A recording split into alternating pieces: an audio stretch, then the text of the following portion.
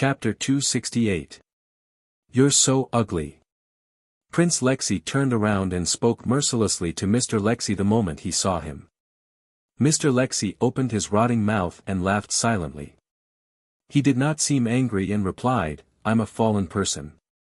Of course, I can't compare to you, who is bathed in the glory of the God of Light. Prince Lexi was indeed elegant, handsome, and elegant. Although he was close to 50 years old, he looked like he was only 27 or 28 years old due to his meticulous maintenance and the power of the paladin. His eyes were deep and melancholy, but there was always a faint smile on his lips. He exuded an irresistible charm. But under this charm, there was an extreme danger. As the only living paladin of the San Lorenzo family, Prince Lexi could be said to be the Empire of Light's greatest weapon. Countless enemies of the Empire had died in his hands. There was even a saying in the Empire of Light, the Empire could do without Emperor Reinhardt, but it could not do without Prince Lexi. This saying was actually harsh, but the fact that it could be spread also reflected Prince Lexi's status and prestige in the Empire. However, this paladin of the San Lorenzo family seemed to be on an excursion and did not have a trace of killing intent. He had a faint smile on his face and asked Mr. Lexi. I heard that you have researched a new forbidden spell called Trial's Eye. And you used it to kill Cyril St. Hilda? Yes. Mr. Lexi nodded and stared at Prince Lexi with his remaining right eye, as if he was afraid that the other party would suddenly disappear. Impressive. Prince Lexi praised with a smile, but then he changed the topic and his tone became somewhat sarcastic. But how did you end up like this?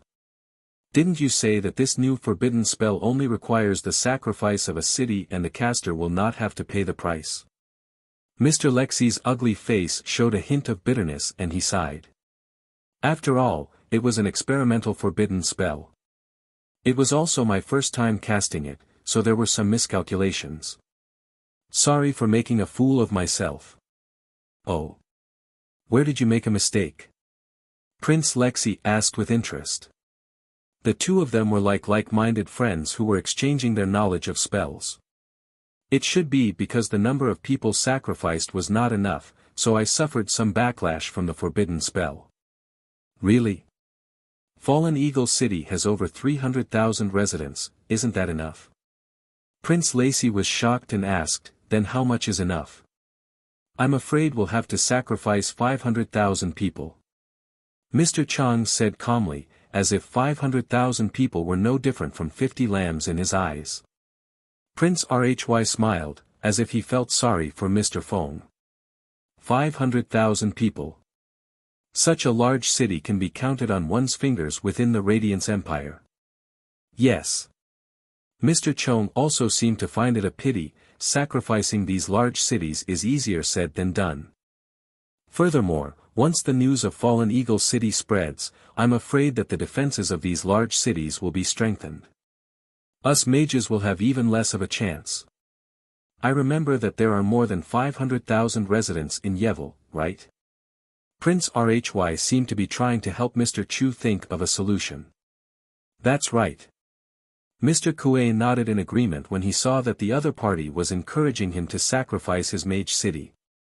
He seemed to really think that this idea was feasible. But then, he shook his head and said, there is no second chance in life. We have to pay the price for our past mistakes, but it is also this price that gives us the opportunity to grow. Prince Rhy smiled even more brightly, well said.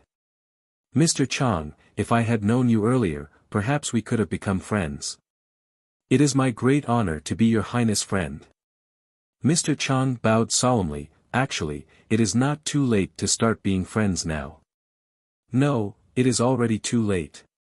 Prince Rhy shook his head slowly, the smile on his face gradually disappeared, and his tone became cold, I am here to kill you today.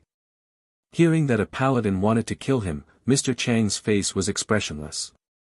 Of course, it could also be that his festering face could no longer make any expression. May I ask, why do you want to kill me? Mr. Chang's tone was still as calm as water, as if he was not nervous at all.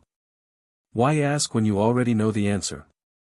Prince Rhy's gaze gradually turned cold. When Emperor Reinhardt watched as you stirred up trouble in the northern frontier, I found it strange. And when the Menham family sent their army north, trying to take advantage of the chaos in the northern frontier to establish a kingdom for the dwarves, I confirmed that there was a deal between you and Emperor Reinhardt. Then, what did you use to move my good nephew, to make him stand by and do nothing to help his wife's family, and instead secretly help a family that has a blood feud with the San Lorenzo family? When the news of Fallen Eagle City being burned and the Duke of St. Hilda being killed by a forbidden spell reached my ears, I finally understood. You gave this trials casting scroll to my good nephew in exchange for his support, right? Mr. Chang did not say anything, tacitly agreeing with Prince Rhy's judgment. At their position, it was very boring to lie forcefully. Prince Rhy sneered, Mr. Chang, when you were trying to curry favor with His Majesty and handed this forbidden spell to him, did you ever think that you would become the public enemy of the Holy Knights because of this? Mr. Chang still did not say anything. His remaining right eye looked straight ahead, but his pupils were a little unfocused, as if, was he distracted? Prince Rhy narrowed his eyes, as if he was angered by Mr. Chang's attitude. The air was filled with an extremely dense murderous aura, as if a landslide was going to happen in the next second. Your Highness. Mr. Chang finally came back to his senses and said calmly, of course, I can understand if you want to kill me. But before that, can you allow me to say a few words in defense? A cold smile appeared on Prince Lacey's face. What? You still want to convince me not to kill you? Mr. Chang nodded, yes, I want to try. Prince Rhy immediately retracted his murderous aura and elegantly raised his hand to make an inviting gesture. All right, I look forward to your performance. If you can make a determined holy knight change his decision, perhaps your eloquence will be above your arcane skills. Mr. Chang coughed lightly and said unhurriedly, Your Highness, you see my current condition. Your Highness, you've seen my current situation. Due to a miscalculation, I've suffered a backlash from a portion of the forbidden spell. I don't think I'll be able to live much longer. Why do you have to dirty your hands? Prince Rhy was unmoved, clearly dissatisfied with Mr. Chang's reasoning. Mr. Chang was not discouraged and spoke again. Your Highness, since I can give the Scroll of Trials to Emperor Reinhardt, of course I can give one to someone else. If you kill me, aren't you afraid that my mage friend will avenge me? Prince Rhy sneered and said disdainfully, if your mage friend saw your pitiful state, would he still be willing to cast this forbidden spell? Even if he was willing to sacrifice his life for you, why would he sacrifice a city of more than 300,000 people? After the incident at Fallen Eagle City, which lord isn't on guard against you mages? Or is he prepared to burn Yevil to avenge you? Why not? Mr. Chang's expression was calm, but his gaze was firm. Perhaps you don't understand what this forbidden spell means to a mage. Oh. What does it mean? Prince Rhy asked with a smile. It means that we have finally found a glimmer of hope to break free from the shackles on our bodies and wield the power of the sacred domain. After saying this, Mr. Chang's bent back instantly straightened, and his only remaining eye revealed a fanatical glow. Prince Rhy's expression gradually changed, and endless killing intent spread out from his body, causing the space to become stagnant. Mr. Chang tried to persuade him again, Your Highness, do you really want to gamble? But I still want to remind you that our wager is not worth it. My life is worthless, but you are the pillar of the Empire of Light. Prince Rhy's gaze was cold, and he seemed to have made up his mind, Mr. Chang, you're mistaken about something. Oh. What is it? Mr. Chang was puzzled. You shouldn't have tried to threaten a paladin, Prince Rhy said firmly. In the face of threats, never retreat. This is the belief that a paladin should have. Mr. Chang sighed and smiled bitterly, looks like I've made another mistake. The sword at Prince Rhy's waist was unsheathed, and the air seemed to have become sharp at this moment. It doesn't matter, just be careful in your next life. Mr. Chang seemed to have accepted his fate. He looked at Prince Rhy calmly and said, "Before I die, can I have one last request?" "Speak." Mr. Chang raised the magic staff inlaid with a fiery ruby in front of him and said in a clear voice, "I want to see your strongest attack." Chapter 269. My strongest attack. Prince Rhy was enveloped in a blinding holy light. At this moment, he seemed to be more dazzling than the sun in the sky. Yes. Mr. Chang closed his only eye, as if he could no longer bear the gaze of his opponent. But his expression was solemn, his back was straight, and his hands were even waving his staff, as if he was preparing some kind of spell. Good. Prince Rhy agreed to Mr. Chang's last request, "You are worthy of this attack." As soon as he finished speaking, Prince Rhy's eyes turned completely dark gold. Mysterious and complicated golden patterns crawled all over his face, as if he was wearing a golden mask. The knight's sword was erected in the air in front of him, and the tip of the sword suddenly exploded with a whirlpool of holy light. In an instant, countless golden threads gathered at the whirlpool, as if something terrifying was surging out from within. This sword is called Judgment. Prince Rhy spoke, his voice did not have a trace of human emotion, as if he was a god that was about to destroy the world. But, he did not swing his sword. Because, he realized that Mr. Chang was not waiting for his death, but was also preparing his own spell. The air became hot and dry, and the temperature rose by more than 10 degrees.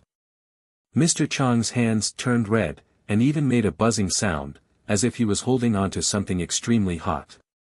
The huge ruby inlaid at the top of the staff actually had fine cracks on it. Bang! In the next second, the ruby completely shattered, and countless threads suddenly exploded. A blinding red light slowly rose in front of Mr. Chang. In order to release this spell, Mr. Chang seemed to be draining his life. His face was rotting at a speed visible to the naked eye, and in the blink of an eye, there was not a single piece of intact flesh on his face. His originally straight back bent down again, as if some kind of heavy burden was weighing down on his shoulders. His grey mage robe was already stained red with blood, and it was obvious that Mr. Chang's body was rapidly disintegrating. But, he was still stubbornly chanting the Elvish language, as if he was going to completely burn his life to release this spell. Prince Rhy silently watched his opponent, but the long sword in his hand did not strike. He was waiting. Waiting for Mr. Chang's spell to be completed. In fact, if a mage were to fight a knight one-on-one, the mage would naturally be at a disadvantage. This was because the greater the power of a mage's spell, the more complicated the preparation work needed to be done. On the other hand, knights had already integrated the power of holy light into their bodies and could unleash great power with just a wave of their hands. Like now, Prince Rhy could kill him 1,000 times over before the spell was complete. But strangely, Prince Rhy did not make a move. It was as if he was deliberately waiting for Mr. Jean to complete the spell. Then, he crushed it with his sword. This was the pride of a paladin. It was Prince Lacy's conceit. Even though the spell that Mr. Chang was preparing might be a forbidden spell, Prince Rhy seemed to be prepared to wait. He wanted to see just how beautiful the final song of this respectable opponent would be at the last moment of his life. Boom! Balls of purple flames suddenly rose up and surrounded Mr. Chang. At this moment, Mr. Foam was almost a skeleton. His flesh and blood were rapidly melting away in the demonic purple fire. On his head, his left eye was empty, while his remaining right eye suddenly emitted a beam of green light. Bang! The green light exploded. His only right eye had also disappeared. But Mr. Chang's indifferent voice was heard. Mohasakadura. Prince Rhy was stunned. Previously, Mr. Chang's spell was in Elvish, so he could understand most of it. But now, it was actually Kunya. This was the special language of the High Elves, but it had been lost for thousands of years. A whirlpool of purple flames suddenly appeared in front of Mr. Chang's chest. It seemed to reflect another world. Prince Rhy felt a strong sense of threat. Ever since he became a paladin, he had never felt such a threat. Destroy. Prince Rhy did not hesitate and slowly swung the knight sword in his hand. The speed of his sword was extremely slow, but the world seemed to have slowed down. The wind stopped, the flames stopped dancing, and even Mr. Chang's thoughts suddenly froze at this moment. A golden shadow seemed to have transcended the constraints of space and time. It instantly appeared in front of Mr. Chang, slowly tearing apart the whirlpool of purple flames in front of him and crashing into his chest. Bang! It was as if something had shattered. Mr. Chang's body instantly stiffened, and he completely stopped moving. It's over. Prince Rhy sighed in disappointment and was about to withdraw his longsword. But at this moment, the demonic purple flames that were gradually extinguishing suddenly reignited. Boom! The purple flames climbed up Mr. Chang's body and instantly engulfed him. Prince Rhy narrowed his eyes and stared closely at the strange phenomenon in front of him. His heart was filled with shock and vigilance. Holy light gathered at the tip of his sword again. The huge energy seemed to distort the surrounding space. Judgment. Prince Rhy swung his sword again. The golden sword light sank into the purple flames. It seemed to have become fuel, causing the purple flames to surge even more fiercely. Interesting. Prince Rhy's aura suddenly rose. His expression became extremely sincere and determined. Golden patterns instantly crawled all over his body. My heart is the Holy Spirit, my heart is the light. When my heart is fearless, the light can illuminate everything. The prayer seemed to have caused some kind of resonance between heaven and earth. Behind Prince Lacy, a huge shadow slowly gathered. Whoosh! Behind the silhouette, 4 pairs of huge golden wings suddenly spread out, enveloping the entire area within. Judgment of light. A grand and indifferent voice seemed to have come from the shadow behind Prince Rhy. In an instant, light enveloped everything. But when the light reached the extreme, it became darkness. Everyone in the camp only felt a darkness that seemed to have surged out from the depths of their souls and drowned their consciousness. They could not see, hear, or feel anything. But Prince Rhy could still see. He saw that the demonic purple flames were instantly extinguished under the light. But the next moment, it reignited again. And it burned even more fiercely. A crack gradually appeared where Mr. Chang's shattered heart was. Hiss! The crack suddenly opened and swallowed the purple flames.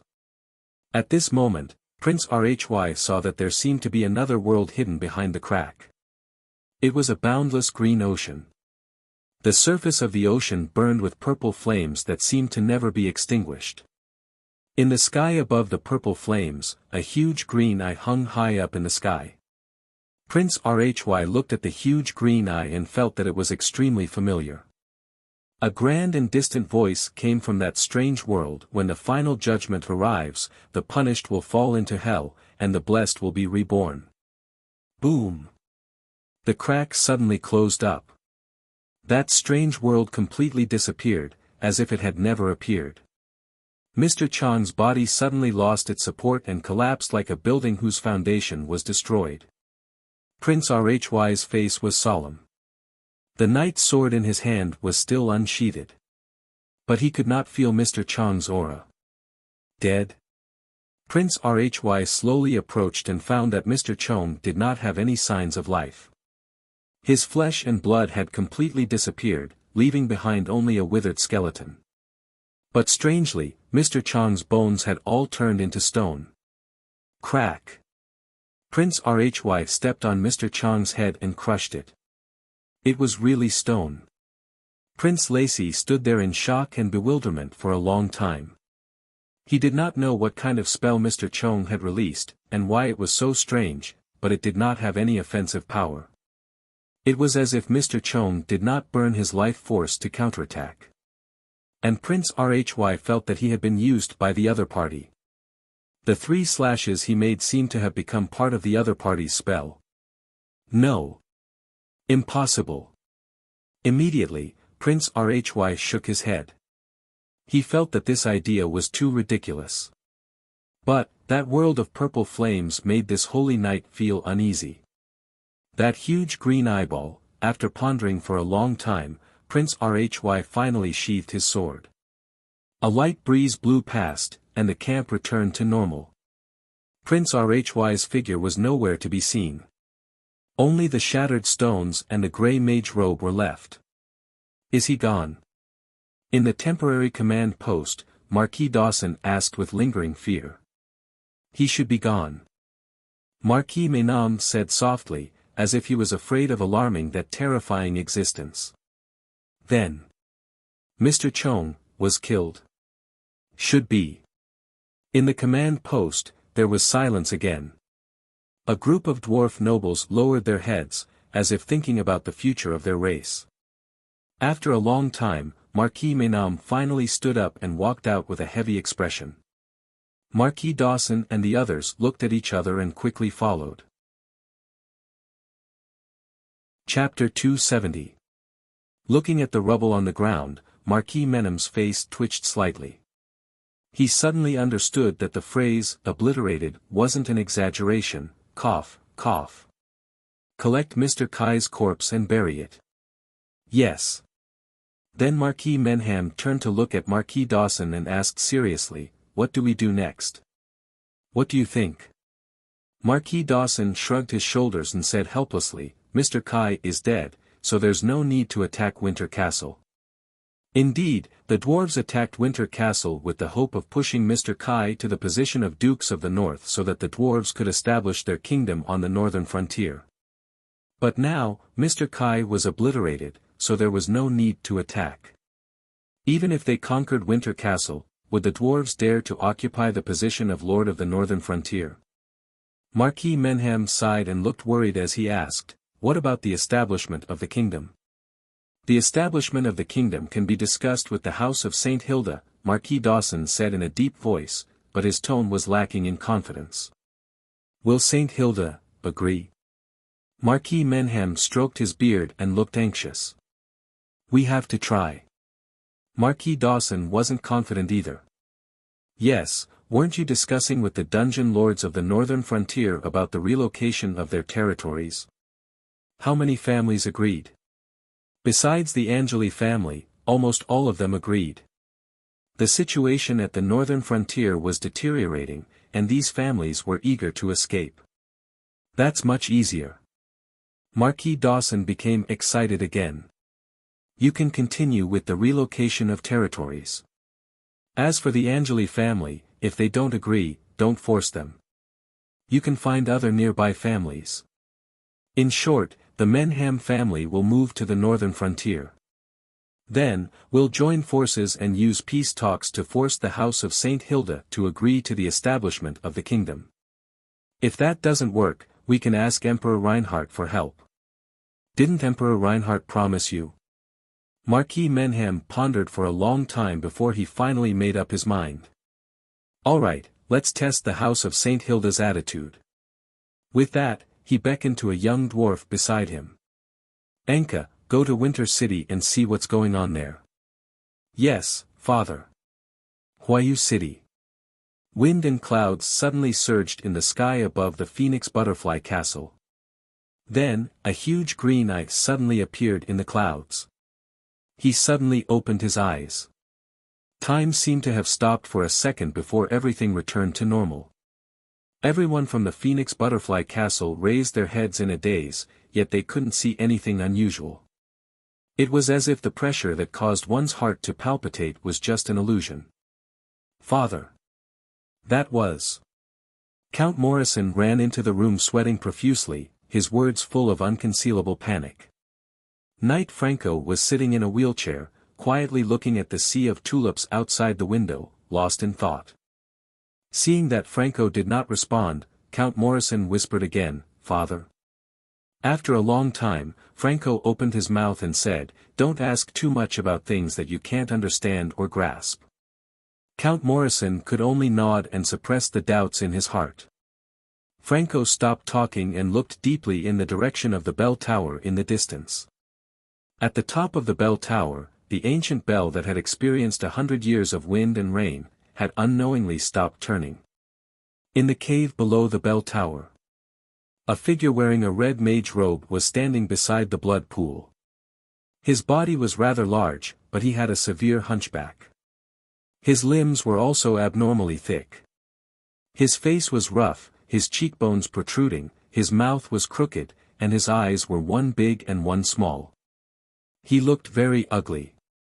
However, this malformed red-robed mage was currently emitting a terrifying aura that caused one's heart to palpitate.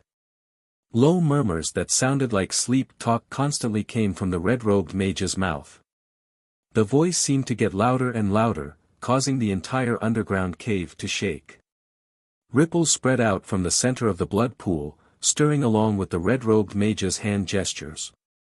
The fine ripples gradually became violent, and finally, they set off waves of blood. In the spiderweb above the blood pool, the living people in the cocoons seemed to have been stimulated by something, and immediately began to struggle madly. Boom! The waves of blood surged and engulfed the spiderweb. When the blood pool regained its tranquility, the cocoons were all empty, and the living people inside had completely disappeared. The red-robed mage stopped casting and stared fixedly at the center of the blood pool, as if waiting for something to appear there.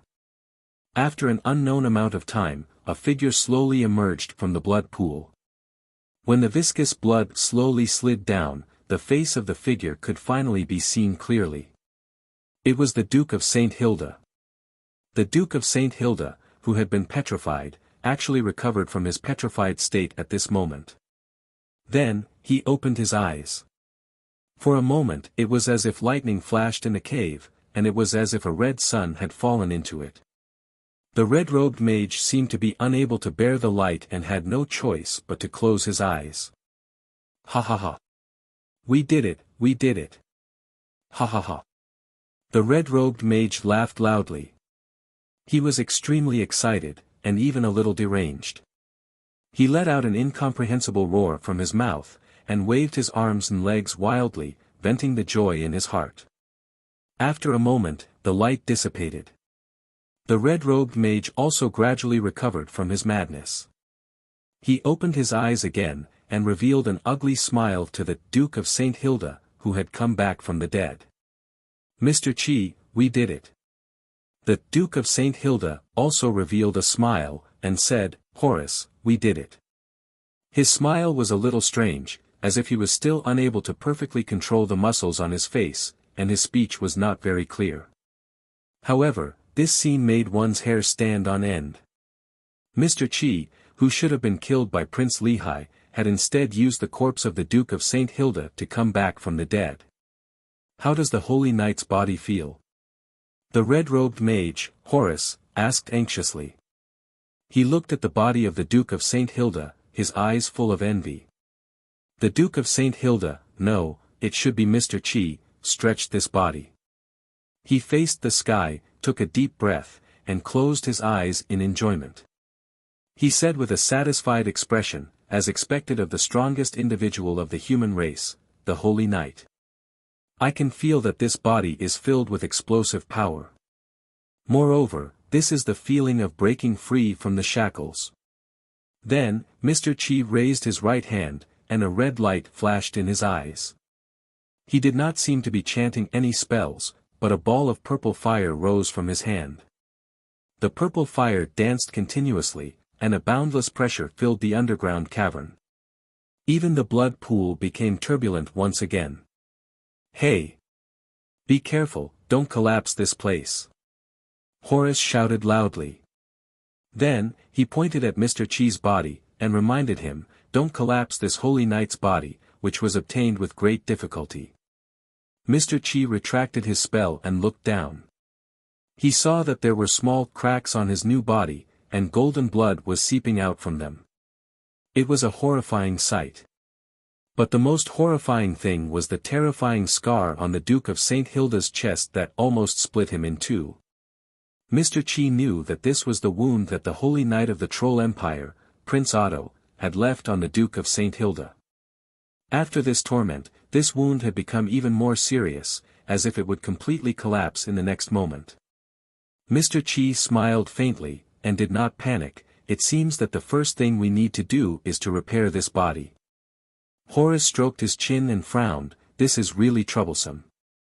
It will require a lot of precious materials, and it will probably take 2 to 3 years. Mr. Chi was not in a hurry. He smiled and said, "Then let's take it slow." "Take it slow?" Horace said in surprise. "After 2 to 3 years, who knows what the northern frontier will be like? Your House of St. Thean has planned for so long, and you're giving up just like that." Mr. Chi chuckled and shook his head. "When I sacrificed the entire Fallen Eagle City, I was already destined to have no fate with the Dukes of the North. The people of the northern frontier will never accept a demon, a madman, as their ruler." Horace seemed to have understood something and said, "So, this resurrection plan was not your last resort at all. Instead, it was your real goal from the very beginning." Mr. Chi nodded. "That's right. From the beginning, I did not expect to use this method to seize the northern frontier. The House of St. Thean has been in exile for more than 300 years. Without their own army and vassal knights, they would not be able to secure their position as the ruler of the northern frontier. So, my true goal has always been this holy knight's body. Only by occupying this body can I break through the limits of the Saint Realm." Horace's expression changed slightly, and he said in a low voice, "Aren't you afraid that something will go wrong with the forbidden spell you developed? I admit that Trials I and Final Judgment, these two interrelated forbidden spells, are indeed genius ideas. However, they are new forbidden spells that have just been developed. If something goes wrong, won't you?"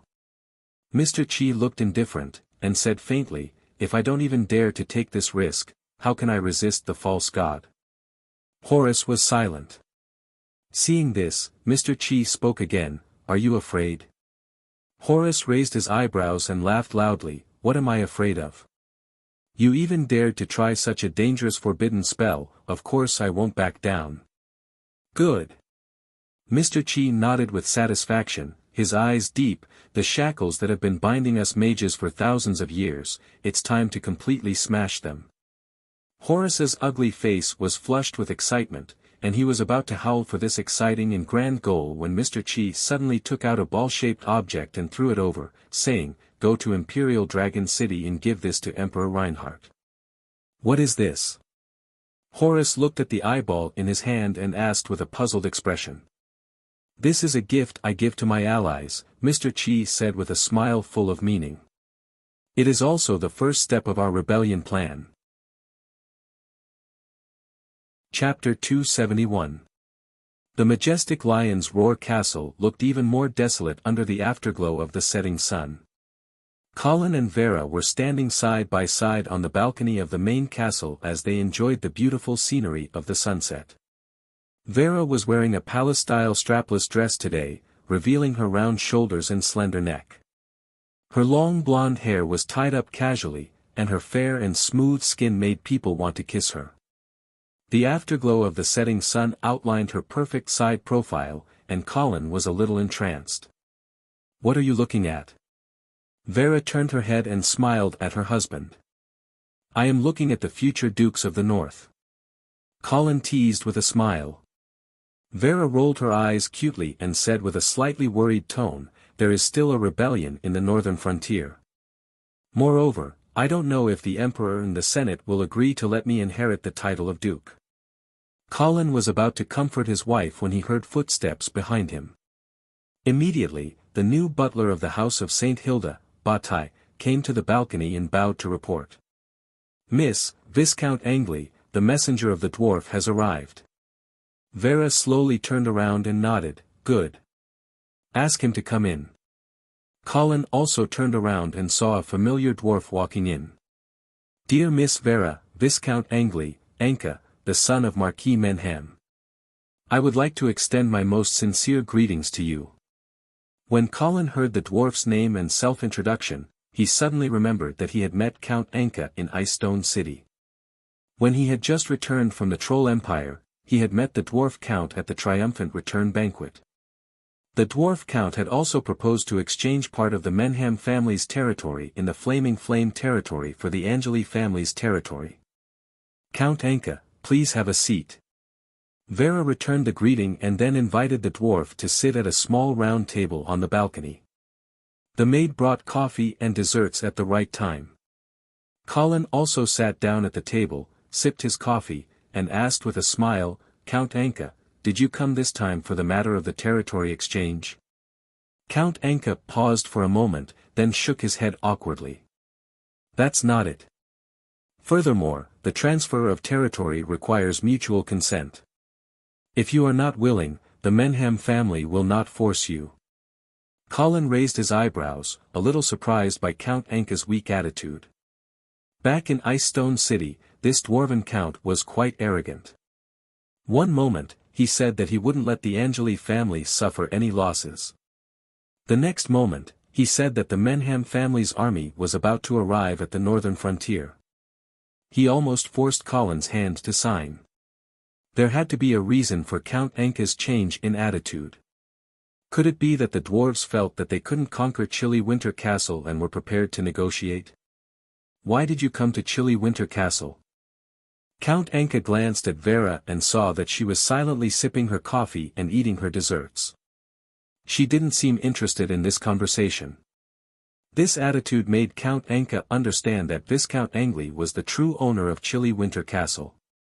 "Miss Vera, Viscount Angli, I came this time to reach a peace agreement with you and put an end to the chaos at the northern frontier." "Peace agreement?" Colin raised his eyebrows and looked seriously at Count Anka. The dwarves actually wanted to negotiate. Colin started to plan in his heart. Actually, at this moment, Colin was wavering between war and peace. Initially, Scholar Dwayne's plan was indeed a wise and prudent one. However, after severely weakening the Dawson family at the Rapid Flow River and defeating the Oman family's army in cold winter, Colin had the confidence to fight against the dwarven army. That was why he wrote a letter to Ice Stone City and asked the main forces of the Black Cavalry and the Silvermoon Guard to rush over. However, he didn't expect that just as he was about to fight to the death with the dwarves would suddenly cower. This made Colin feel as though he had punched the air. "Tell me your conditions." Colin decided to observe the situation first. Count Anka was energized and immediately said, "Your Excellency Viscounts, the Menham family has no intention of becoming enemies with the House of St. Hilda. We are also very willing to see a peaceful northern frontier. Therefore, as long as you agree to our request to establish an independent kingdom, the dwarven army outside the city will immediately retreat. The House of St. Hilda will also obtain the eternal friendship and gratitude of the dwarves." Colin stroked his chin. He wasn't surprised by this condition. Wasn't this group of dwarves causing trouble with Mr. Roland for such a long time for this goal? However, why would they give up on the St. Thean family and turn to cooperate with the House of St. Hilda? Colin immediately realized that something must have happened in the other party's camp. Otherwise, the dwarves wouldn't have planned to negotiate for peace without even trying to attack the city. "You want to establish an independent kingdom on the northern frontier?" "Yes." "What about the territory?" Count Anka was already prepared. When he heard this, he immediately took out a map from his bosom and spread it out on the table, introducing it. "Miss Vera, Viscount Angli, please take a look.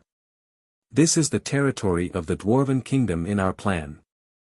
It includes the current territory of the Dawson family, the Lamba family, and the Billy family. Please rest assured, other than the Dawson family, the other leaders of the northern frontier have all agreed to exchange territories with the Menham family."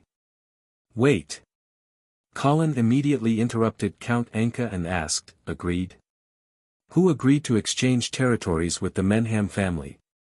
Count Anka's heart skipped a beat, and he said carefully, "Viscount Angli, these leaders have all agreed. Moreover, we have obtained Great Emperor Reinhardt's permission." Colin wasn't moved.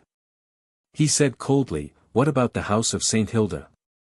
Have you forgotten who is the leader of the northern frontier?"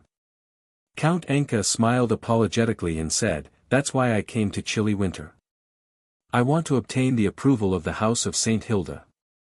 Vera didn't even lift her head when she heard this.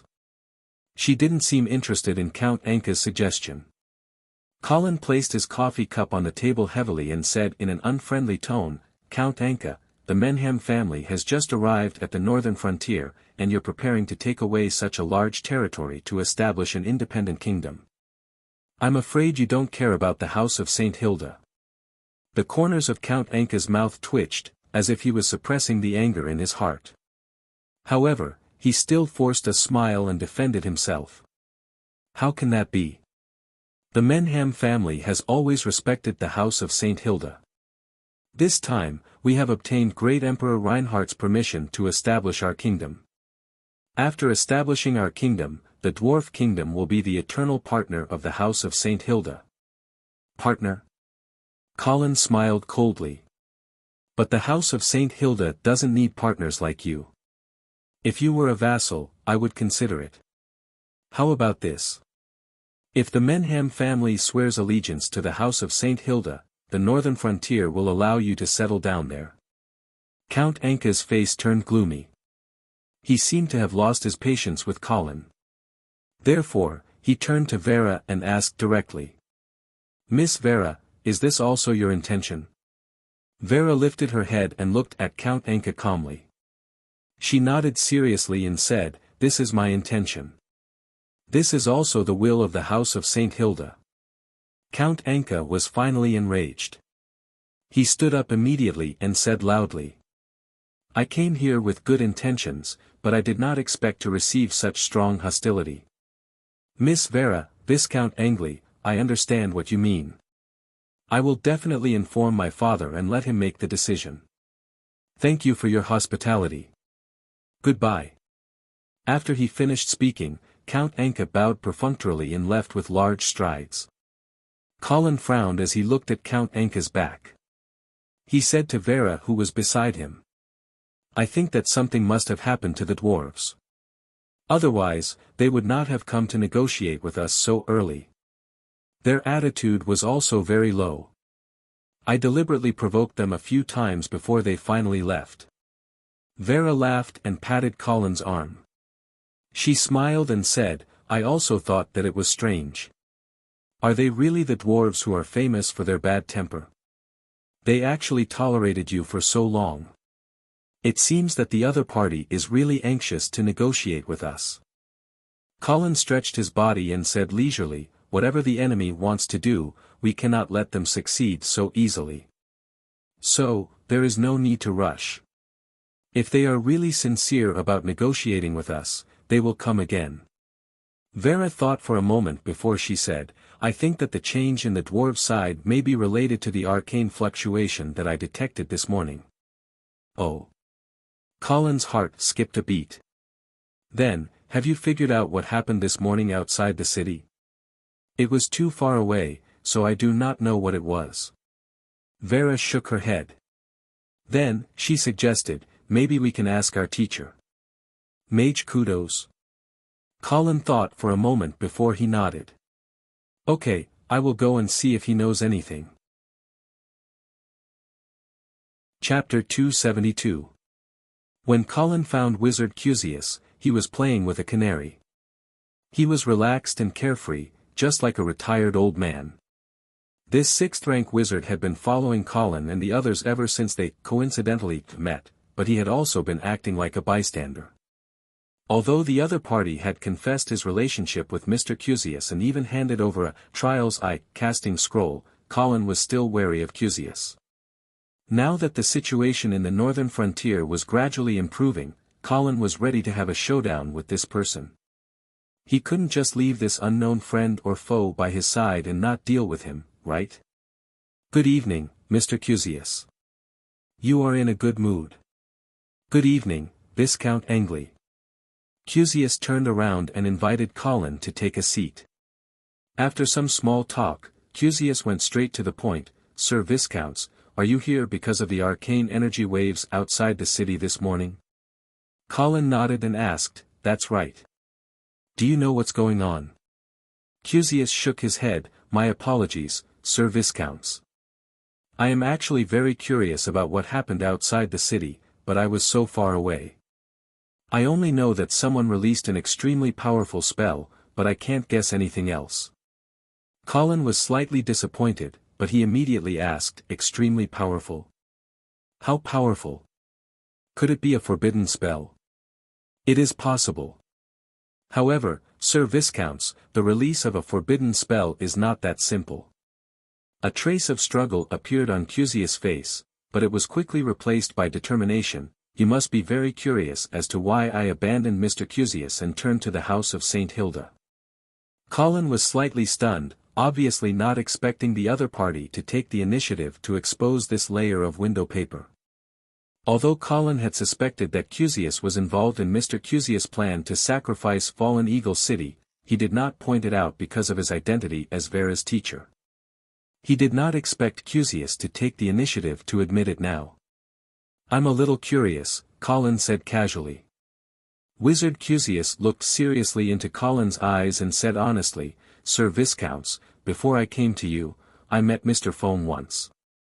Colin did not speak, quietly waiting for Wizard Kudos to continue. At that time, Mr. Chang's condition was very bad. Colin's curiosity was piqued. He asked, how bad?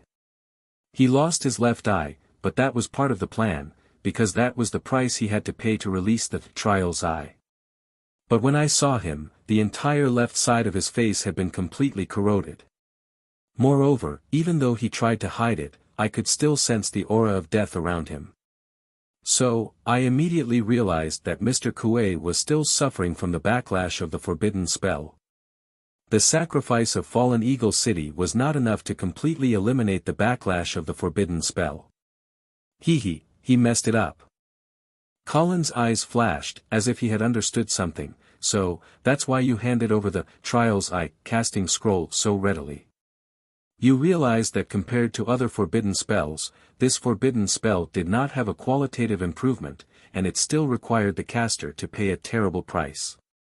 Cusius nodded, but then shook his head. Mr. Cusius' state at that time really surprised me, but if you say that the Trial's Eye did not have a qualitative improvement, then you are underestimating Mr. Cusius. You must know that to be able to kill a holy knight, Trial's Eye is already a true 8th rank forbidden spell.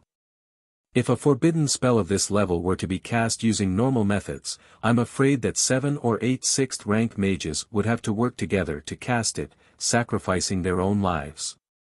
But for Mr. Cusius to be able to cast the spell with his own strength and not die on the spot, this is already a great success. Hearing this, Colin laughed coldly and retorted, his own strength? Have you forgotten the 300,000 citizens of Fallen Eagle City? Cusius' expression was somewhat awkward. He coughed lightly and immediately apologized. My apologies, Lord Viscounts, I did not intentionally leave out those innocent lives, it's just that. Cough cough, from an academic point of view, the forbidden spell that Mr. Cusius researched is indeed an extremely important breakthrough. The coldness in Colin's eyes did not decrease in the slightest. Cusius' perfunctory attitude made him understand that he was just like Mr. Cusius, a demon without a bottom line in his heart. If the Trial's Eye really did not have a negative effect on the caster, this guy would definitely not hesitate to use it when he had the chance. However, although he had already sentenced Cusius to death in his heart, on the surface, Colin did not continue to pester him. Seeing this, Cusius relaxed. Perhaps in his eyes, those lowly commoners were no more than insignificant ants in the eyes of a noble like Colin. Thus, Cusius continued, if you understand Mr. Cusius, you will understand that he is definitely an arcane genius. That year, he became a 6th-level mage at the age of 27, directly creating a historical record in Yevil. However, because mages are unable to become saints, Mr. Cusius also faced a desperate situation where he had nowhere to go. Thus, he began to research various forbidden spells, which led to the creation of the Trial's Eye, which could be said to have changed the course of arcane history. Colin looked at the fanatical Cusius and laughed coldly in his heart. Yes, Mr. Cusius had created the sacrificial forbidden spell. However, whether this was a path to glory or a prelude to depravity for mages, that was hard to say. Wuxia continued. Even if there were some mistakes, it was actually unavoidable. After all, this was the first time such a brand new forbidden spell was released, but this has already opened up a new path of arcane research that is full of hope. Since you admire Mr. Wuxia so much, why did you betray him? Colin interrupted the other party's flattery. Wuxia smiled bitterly, because I feel that Mr. Wuxia's fate will be very tragic. Oh. Why? Firstly, he himself suffered from the backlash of the forbidden spell, and does not know how long he can live. Secondly. Wuxia hesitated, but in the end, he still spoke. On the day of the sacrificial ritual in Fallen Eagle City, I was actually outside the city. Mr. Wuxia asked me to help him block any possible disturbances. At that time, I was rather curious as to who Mr. Wuxia was guarding against. Later, I found out that the chairman of the Yevil Mage Council, Mage Ernest, had actually appeared outside Fallen Eagle City. Obviously, someone had informed Ernest of Mr. Wuxia's plan, and this person is most likely Emperor Reinhardt. Colin listened quietly, without any expression. Wuxia continued, I'm guessing that Emperor Reinhardt is actually quite wary of Mr. Chong. Since he obtained the Trials I casting scroll and verified its effectiveness, Mr. Chong shouldn't be of much use to him. Therefore, although he is bound by his promise and will not personally send people to kill Mr. Wuxia, it is very likely that he will reveal Mr. Wuxia's whereabouts to others. Due to the terrifying power of the Trials I, there must be many people who want to kill Mr. Wuxia. For example, Ernest, Prince Rhy, outside Fallen Eagle City, I helped Mr. Wuxia block Ernest, but Prince Rhy. I don't think Mr. Wuxia can escape his pursuit. Colin's eyes flashed, and he said, You think that the arcane spell explosion this morning could be caused by Prince Rhy's arrival? There is such a possibility. Wuxia shrugged, the last time we met, I also asked Mr. Wuxia if he had a way to deal with Prince Rhy's pursuit. But he did not say anything. Either he does not trust me enough, or he himself has not thought of a way to deal with it. No matter what the situation is, I feel that there is no need for me to follow him down this path to the end. Seeing that Colin was deep in thought, Wuxia coughed lightly, and said with a slightly flattering tone, Viscount Angley, I have already told you everything I know. Please believe me, when I assisted Mr. Wuxia, it was only to understand the true effects of the Trials I forbidden spell. It was purely academic research, and I had no other intentions. Even at that time, I did not know that Mr. Wuxia's target was actually the Duke of St. Hilda. Colin glanced at Wuxia, not knowing if he believed his nonsense. Wuxia was a little nervous, but he continued, with my relationship with Vera, of course, I would not deliberately harm the Duke of St. Hilda. If I had known that Mr. Wuxia's target was the Duke of St. Hilda, I would have stopped him with all my might. Cough cough, I am also very sorry about the death of the Duke. So, to make up for it, I am willing to become the magic consultant of the House of St. Hilda. Colin sneered in his heart. This guy probably saw that the situation at the northern frontier was gradually becoming clearer, and that the House of St. Hilda was not in danger of collapsing, so he shamelessly came forward to become a magic consultant. However, this was probably the best way out for Wuxia at the moment. First, he offended the chairman of the Mage Council, Ernest. Then, when he saw that the future of Mr. Wuxia's side was bleak, he had no choice but to completely turn to the House of St. Hilda. I will pass on your request to Vera. Colin suppressed the disgust in his heart and smiled perfunctorily. After that, the two of them chatted briefly before Colin took his leave. Walking along the dim corridor, Colin suddenly smelled a familiar fragrance. After turning a corner, Colin suddenly realized that Archbishop Ajani was walking towards him. Good evening, Viscount Angley. Ajani smiled sweetly, like 100 flowers blooming together. Good evening, Your Excellency. Colin felt that the scene now was somewhat familiar. 2 days ago, they seemed to have met like this by chance. I just received a piece of good news. Would you like to hear it? Ajani slowly walked towards Colin. Under the dim light, her beautiful face flickered between light and darkness, exuding a fatal charm. Oh. What good news? Tell me about it. Colin stopped in his tracks. But Ajani was still getting closer and closer. The fragrance of the roses became stronger and stronger, drilling straight into the depths of Colin's heart. Finally, Ajani stood less than half a meter away from Colin. She raised her head slightly, and her watery peach blossom eyes stared fixedly at Colin. Her red lips opened slightly, and a piece of news shook Colin's heart. Mr. Cusius is dead. Chapter 273. How did he die? Although Colin had already guessed this possibility, he still couldn't help but be greatly shocked, and the news really came out from Ajani's mouth. Prince Rhy killed him. Akani stared into Colin's eyes, as if trying to find something. This morning, in the dwarf army's camp outside the city. As expected. Colin looked calm on the surface, but in his heart, he was in a state of shock. Prince Rhy. A holy knight at his peak was indeed terrifying. He entered an army of tens of thousands and killed a level 6 wizard as easily as crushing an ant.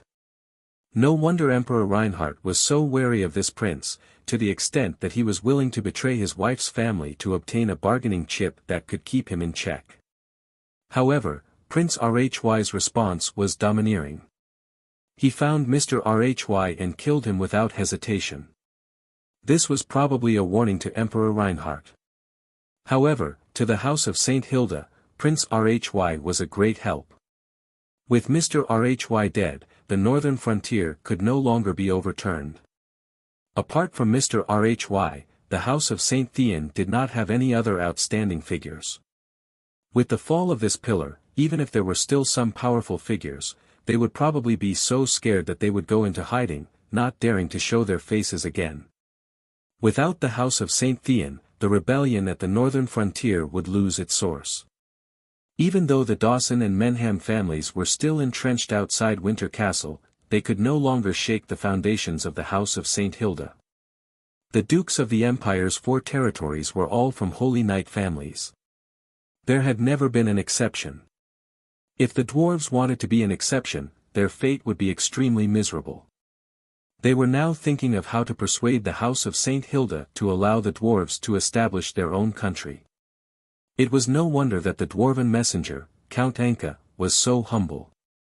Moreover, Colin was even more certain that even if they didn't come to an agreement, the dwarves would send another messenger. The initiative was now back in the hands of the House of St. Hilda.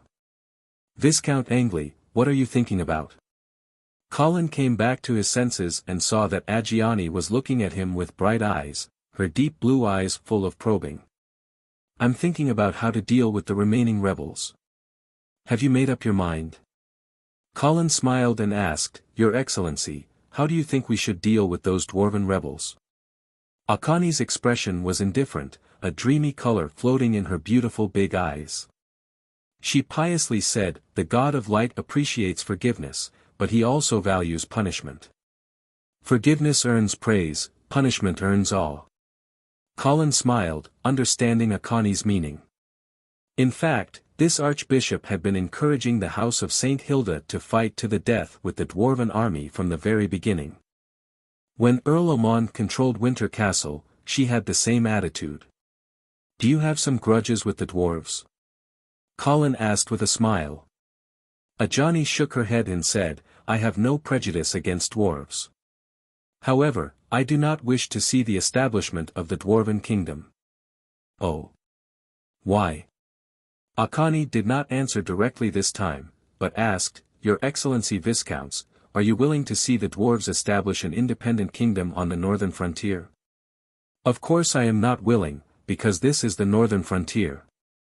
Whether it is as the Lord of the Northern Frontier or as Vera's husband, I have reasons to oppose any attempt to divide the Northern Frontier. But, what is your reason?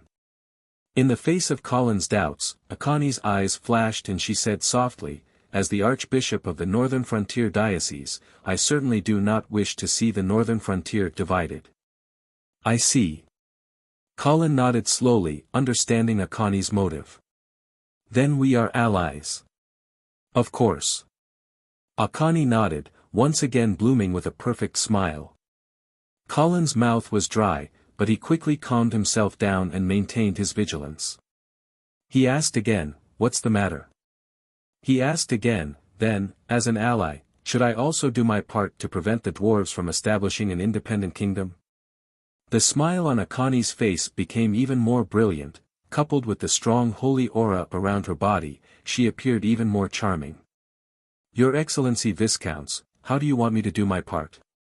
Colin took a deep breath, his nose filled with the strong scent of a mature woman. You were able to find out about Prince Leahy killing Mr. Roland so quickly because you have spies in the dwarven army, right? Akani was slightly stunned, but she quickly regained her composure and said lightly, the God of Light has loyal believers in every corner of the world. This should be considered as an admission. However, Colin was indeed quite impressed by the Church of Light's ability to gather information. He had experienced it once in Ice Stone City because of Vera. He did not expect that they would also have fanatics in the dwarven army who would inform the church. This pervasive method of infiltration was indeed unsolvable. Especially among the dwarves, this was even more rare. Although the dwarves had always believed in the God of Light, the God of Light had not given them the glory they deserved, they could not be baptized into knights. Therefore, the proportion of fanatics among the dwarves was definitely not high. But even so, the dwarven army outside the city was like taking off their clothes in front of the church, with no secrets to speak of. I need to borrow this loyal believer of yours. Colin suggested with a smile. Akani looked hesitant and said, what do you want to do? You must know that this believer has already taken a great risk in order to pass on information to the church. I cannot let him be sacrificed so casually. It was not that he could not be sacrificed, but that he could not be sacrificed casually. Colin understood what she meant. She was worried that his method was not reliable. Please rest assured, of course I will not let a loyal believer of the God of Light die. Then what is your plan? Colin smiled and suddenly leaned close to Akani's ear. The beautiful Archbishop was shocked. Just as she was about to back away, she heard Colin whispering in her ear, and immediately froze on the spot. However, her small and delicate ears were turning pink at a speed visible to the naked eye. Colin laughed coldly in his heart, who asked you to keep provoking me, now it's my turn to fight back. Moreover, this archbishop who had always maintained a pure and pious attitude was not really as calm as still water, without a trace of mortal desires. After explaining his plan, Colin once again pulled away from the two of them, and gave the rosy Akani what he thought was the most gentlemanly smile. But in Akani's eyes, this smile was especially hateful. Akani seemed to be angry at her loss of composure just now, and glared fiercely at Colin. However, she didn't know how alluring this glance was. How confident are you that you can succeed? Colin crossed his arms and smiled confidently, since I dare to make such a suggestion, I naturally have enough confidence. Your Excellency Archbishop, do you not have confidence in me? Akani stared at Colin for a moment, and finally nodded, of course I have confidence in you. Good. Colin stretched out his hand, to a happy cooperation. To a happy cooperation. Akani did not hesitate, and stretched out her hand to shake Colin's. The warm and soft touch made Colin's heart beat faster. Unfortunately, Akani only shook Colin's hand lightly, and then immediately withdrew her delicate hand. Colin was disappointed, and when he saw that the other party was about to turn and leave, he opened his mouth again. By the way, Your Excellency Archbishop, the Duke's body has been delayed for too long, Vera and I hope that you can hold his funeral as soon as possible. Akani immediately stopped in her tracks, her large blue eyes staring at Colin once more. When the Duke's body had just entered the city, she had already felt that something was wrong. Moreover, she had also heard from Earl Oman that the Duke's body had been swapped, so Colin's intention was very obvious. This was because he was worried that the problem with the body would be discovered, and he wanted to bury the body as soon as possible, so that the news of the Duke's death could be concluded.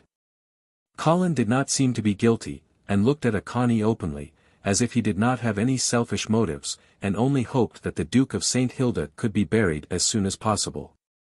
Finally, a smile bloomed on Akani's pretty face again, and she nodded. Good. After dealing with the dwarf rebels, I will hold the funeral for the Duke of St. Hilda. Chapter 274. As Colin expected, the next day, the dwarves sent a messenger to Winter Castle. It was an old acquaintance, Earl Anka. Both times, the Menham family came to Winter Castle to negotiate. This showed that Marquis Dawson had been marginalized in the dwarf army. This time, Vera and Colin met Earl Anka in the greenhouse. Of course, the one who led the negotiations was Colin. Vera was concentrating on the blood rose that she had recently planted. Viscount Angley, I have conveyed Miss Vera and your intentions to my father. My father understands your concerns. However, please believe that the dwarves have no intention of becoming enemies with the House of St. Hilda. However, our will to establish an independent country is equally firm. In order to make up for the losses at the northern frontier, my father is willing to give up a portion of his territory. Earl Anka took out a map of the northern frontier and showed it to Colin. From the Rapids River to the Poplar Forest, we are willing to unconditionally transfer the territory to the House of St. Hilda. In addition, the Dwarf Kingdom will sign an alliance treaty with the northern frontier. As long as the Duke of St. Hilda orders, the dwarves will send troops to assist. Moreover, the Menham family will pay 1.5 million gold coins to the House of St. Hilda every year. Viscount Angley, this is the annual tax that a marquis pays to his lord. Therefore, besides not swearing allegiance to the House of St. Hilda, the Menham family has fulfilled the obligations of a vassal of the northern frontier. You can even consider the Dwarf Kingdom as a part of the northern frontier, and the dwarves are still citizens of the northern frontier. Colin rubbed his chin and was deep in thought. In order to reach an agreement with the House of St. Hilda, the Menham family had made a lot of concessions. However, Colin was still not satisfied. Whether it was the so-called alliance agreement, the annual tribute, or even the ceding of territory, nothing could change the fact that the dwarves wanted to divide the northern frontier. As long as the dwarf king did not swear allegiance to the Duke of St. Hilda, the House of St. Hilda would have no binding power over the dwarves, and the dwarf kingdom would remain a separatist force. These conditions are not enough. Colin shook his head coldly. Count Anka pursed his lips and asked patiently, "What other conditions do you want? We can discuss them." Colin said calmly, "I want the dwarf king to accept the title conferred by the Duke of St. Hilda and swear allegiance to the Duke of St. Hilda." "This is impossible." Count Anka refused without hesitation. "The dwarf king will only swear loyalty to Emperor Reinhardt." Colin shrugged and spread his hands. "Then there's nothing to discuss." Count Anka resisted the urge to beat up Colin. He took a few deep breaths and said in a low voice, "Viscount Angley, we dwarves came with goodwill, but we did not expect you to trample on our goodwill. You have to know that we dwarves have been waiting for thousands of years to build a kingdom. Please do not underestimate our determination. Also, do not think that we dwarves will only compromise. Our weapons are still sharp, and our warriors still thirst for blood." Colin looked quietly at Count Anka, who was on the verge of exploding. He suddenly smiled and said, "Is Mr. Kerr dead?" Count Anka was stunned. His big round eyes rolled a few times before he nodded helplessly and said, "Yes." Prince Rhy had killed Mr. Kerr in public, so it was impossible to hide it. Count Anka also knew that Winter City would find out about this sooner or later. But he did not expect it to be so fast. The Menham family was so eager to negotiate because they wanted to conclude the negotiations before the news of Mr. Kerr's death reached the House of St. Hilda. Unfortunately, they were still too late. Count Anka sighed inwardly. He finally understood why Colin was so unyielding. Colin saw that Count Anka's expression was gradually turning gloomy. He smiled as he took the map of the northern frontier and drew a new circle on it. I can agree to the dwarves building a kingdom, but the territory you agreed to cede is far from enough. I want this land. Count Anka hurriedly looked over, but then he frowned and said hesitantly, Viscount Angley, the land you drew, is the Marquis territory of the Dawson family, right? Yes. Colin had a matter-of-fact look on his face. Count Anka narrowed his eyes and shook his head. This is impossible. The Dawson family will not agree to such conditions. Colin chuckled. But the one negotiating with me now is not the Dawson family. Count Anka finally understood what Colin meant. He was instigating the Menham family to betray their ally. The dwarf count lowered his head and did not speak. He was struggling internally. Seeing this, Colin opened his mouth again. Fran Dawson betrayed Marquis Garcia and the Black Cavalry.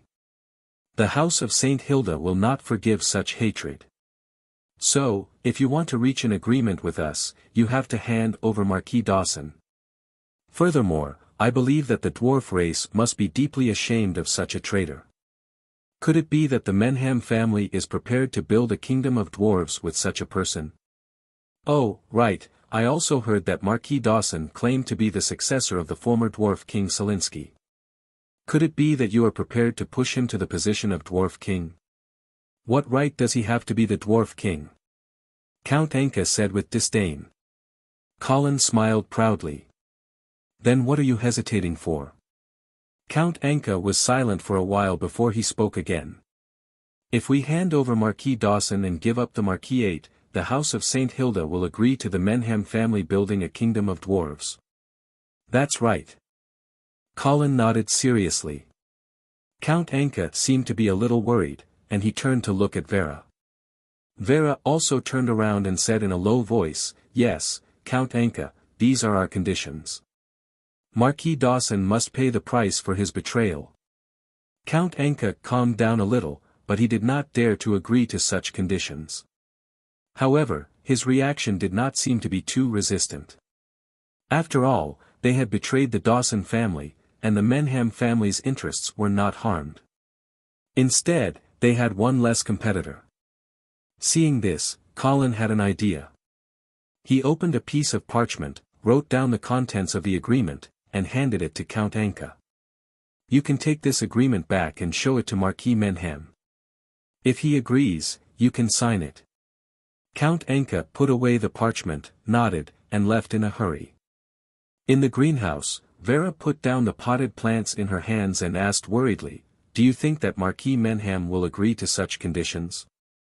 Colin smiled and said, Whether he agrees or not, I have a way to deal with it. Vera was relieved. She had almost blind faith in Colin. After all, no matter what problems they faced, Colin always had a way to solve them.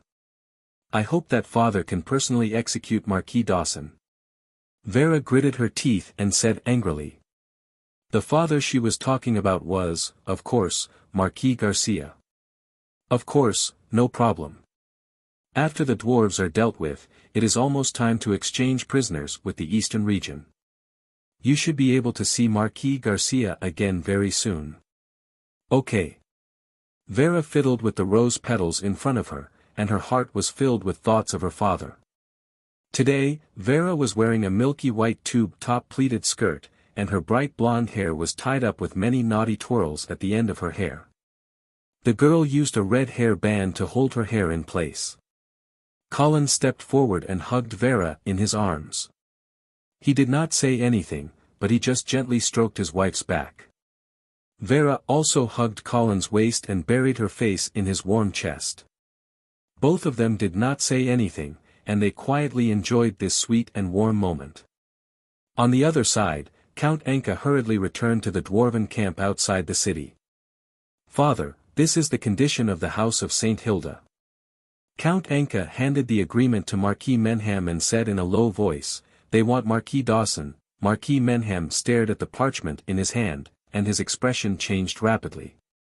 Finally, he said, "What a clumsy trick." Count Anka was taken aback, clearly not expecting such a reaction from his father. After a while, he mumbled. After a while, he said, "Father, what do you mean? It is not impossible to hand Marquis Dawson over to the house of St. Hilda." "Idiot!" Marquis Menham scolded. "If we really sell Marquis Dawson, the dwarven army will immediately fall apart, and the Menham family will become the shame of the dwarves. When that time comes, we will lose the support of the Dawson family. Will we be able to deal with the house of St. Hilda alone?" When Count Anka heard this, he suddenly felt a chill in his heart, and cold sweat appeared on his forehead. He stuttered, then, what should we do?" Marquis Menham's eyes flashed, and he said decisively, "Follow me to see Marquis Dawson." Chapter 275. Deep into the night, the dwarven camp was quiet and solemn. "Father, it's so late and you haven't rested yet?" Marquis Dawson raised his head and saw his second son, Wales Dawson, walk in. Wales had a fair face and didn't have the nose of the dwarves. His beard was also well groomed. If it wasn't for the fact that he wasn't tall due to his race, he would be considered a handsome young man with a graceful bearing. "It's so late. What are you doing here?" Marquis Dawson furrowed his brows. Marquis Dawson didn't like his second son. He felt that he was too spoiled and didn't have the valiance and tenacity of the dwarves. He was only obsessed with women. Fortunately, Marquis Dawson's eldest son wasn't bad and could inherit the family business. Therefore, Marquis Dawson didn't care about his second son. Wales was a little afraid of his father. He carefully moved closer and said mysteriously, "Father, I just received a shocking piece of news." "What news?" Marquis Dawson didn't care and buried his head in a pile of documents. Wales was a little depressed at his father's perfunctory attitude. He knew that he wasn't valued by his father, but he was unwilling to accept it. Now, he felt that his chance to turn things around was here. "Father, this is news that can determine the survival of the Dawson family." "Speak." Marquis Dawson was a little impatient. Wales' face flashed with a trace of resentment and he said in a low voice, "Father, I heard that Marquis Menam is preparing to give you to the house of St. Hilda in exchange for their agreement to establish the dwarves." The quill in Marquis Dawson's hand finally stopped. He raised his head and looked at his second son with a burning gaze and asked in a deep voice, "Where did you hear this news?" Wales avoided his gaze and said hesitantly, "Father, shouldn't you be worried about the betrayal of the Menam family first?" Marquis Dawson glared and shouted angrily, "Less nonsense. Answer my question." It's Archbishop Ajani who sent someone to inform me." "How did she inform you?" "Why did she inform you?" I. Looking at his father's increasingly ferocious gaze, Wales was so scared that he was tongue-tied and couldn't speak. "Idiot." Marquis Dawson's hair and beard fluttered, making him look like an exposed lion. He kicked Wales to the ground and pounced on him. He grabbed his collar and asked fiercely, "What are you doing? Are you secretly contacting people from the church? Am I right?" Wales nodded while trembling. Then, his father punched him until he had a panda eye. Wales screamed exaggeratedly. His voice even attracted the guards on duty outside the tent. However, after seeing that it was a scene of a father beating his son, the guard quietly slipped out again, as if he was already used to it. "Father, don't hit me!" Wales cried. "I really didn't betray any military secrets. There really isn't." Marquis Dawson didn't believe such nonsense. He knew his son very well. As he beat him, he scolded him. "Brainless idiot. How many times have I told you that Agiani is a beautiful snake that eats people? You actually dared to secretly court her at this time. Who was she? Is this something you, a dwarf without the right to inherit a title, can hope for? She's just using you. Using you. After a long while, Marquis Dawson seemed to be tired of beating his son and stopped. Wales was paralyzed on the ground, half dead. He screamed weakly from time to time. Speak. Marquis Dawson kicked his son again. What did she say to you? Wales hugged his bruised body and suddenly felt very wronged. You didn't let me contact Agiani, so why do you want to know what she said to me? Of course, Wales only dared to criticize in his heart. She said, the Menham family has already reached an agreement with the House of St. Hilda. As long as you are handed over, the House of St. Hilda will agree to the peace talks and allow the dwarves to build a kingdom on the northern frontier. Marquis Dawson didn't seem to be worried about his situation at all. Instead, he asked, why did Agiani tell you this? Father, the situation in chilly Winter City is very tense now. Although on the surface, Vera and Colin seem to have the upper hand with the help of the Golden Lion Legion, in fact, Master Joyce also has a lot of supporters. These supporters of course don't want to see Vera solve the rebellion on the northern frontier smoothly and inherit the title of Duke. Archbishop Agiani is one of Master Joyce's supporters. Marquis Dawson looked at his son expressionlessly and asked, so she wants to destroy the peace talks? Yes.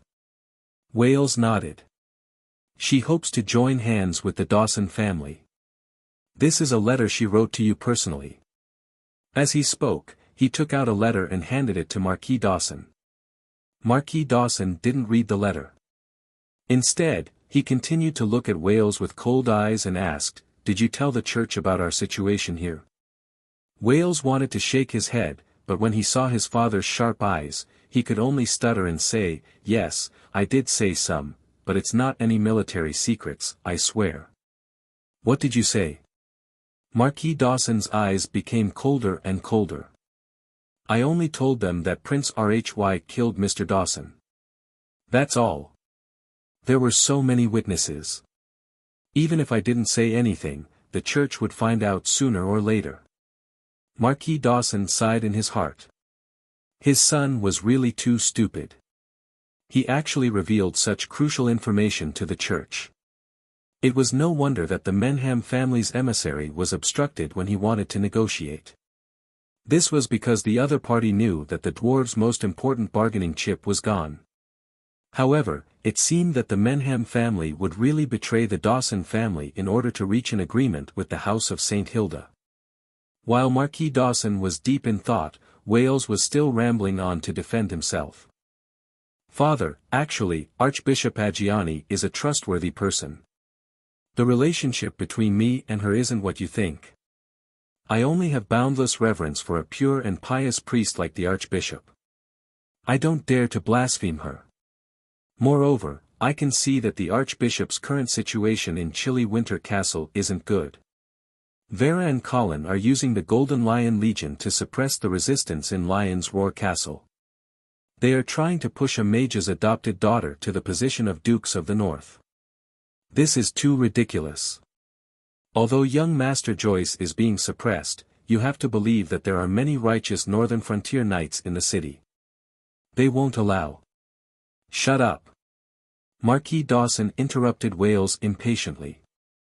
Wales shrunk his head and didn't dare to speak again. You're only a chess piece in their hands. Do you really think that you're favored by Agiani? Moreover, the information provided by the other party might not be true. Even if it's true, it might be a scheme by the House of St. Hilda to sow discord. Only an idiot like you, whose brain is filled with wine and beauties, would be deceived and deceived. Wales opened his mouth. He wanted to defend the goddess in his heart, but when he saw his father's fierce eyes, he didn't dare to refute. He could only cower and hug his knees like a quail in the rain. Marquis Dawson saw his cowardly appearance and became angry. In the end, he could only sigh and wave his hand helplessly. He scolded, "Go back to sleep." Yes. Wales grimaced as he got up from the ground and walked out carefully. Marquis Dawson's unfriendly voice came from behind him, "Remember, if I find out that you're secretly contacting the church, I'll break your legs."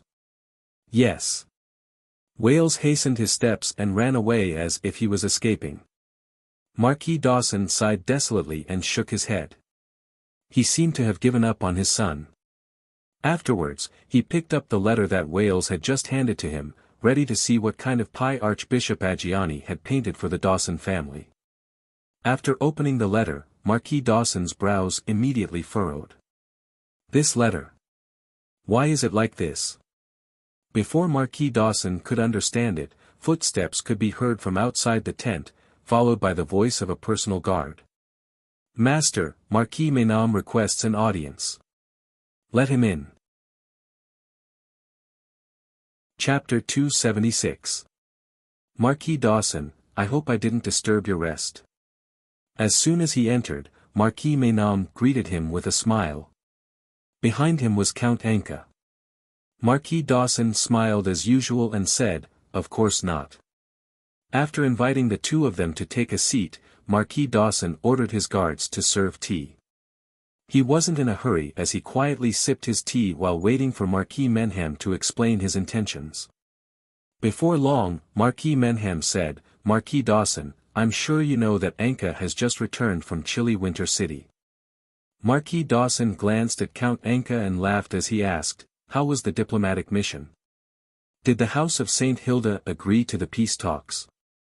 The House of St. Hilda's attitude is worse than we expected. Marquis Menham sighed. Count Anka interrupted and said, I discovered that the House of St. Hilda already knows about Mr. Xing's death. This is beyond my expectations. Moreover, this makes the peace talks extremely difficult. Marquis Menham's expression was gloomy as he said coldly, I reckon that someone on our side secretly leaked the information to the city.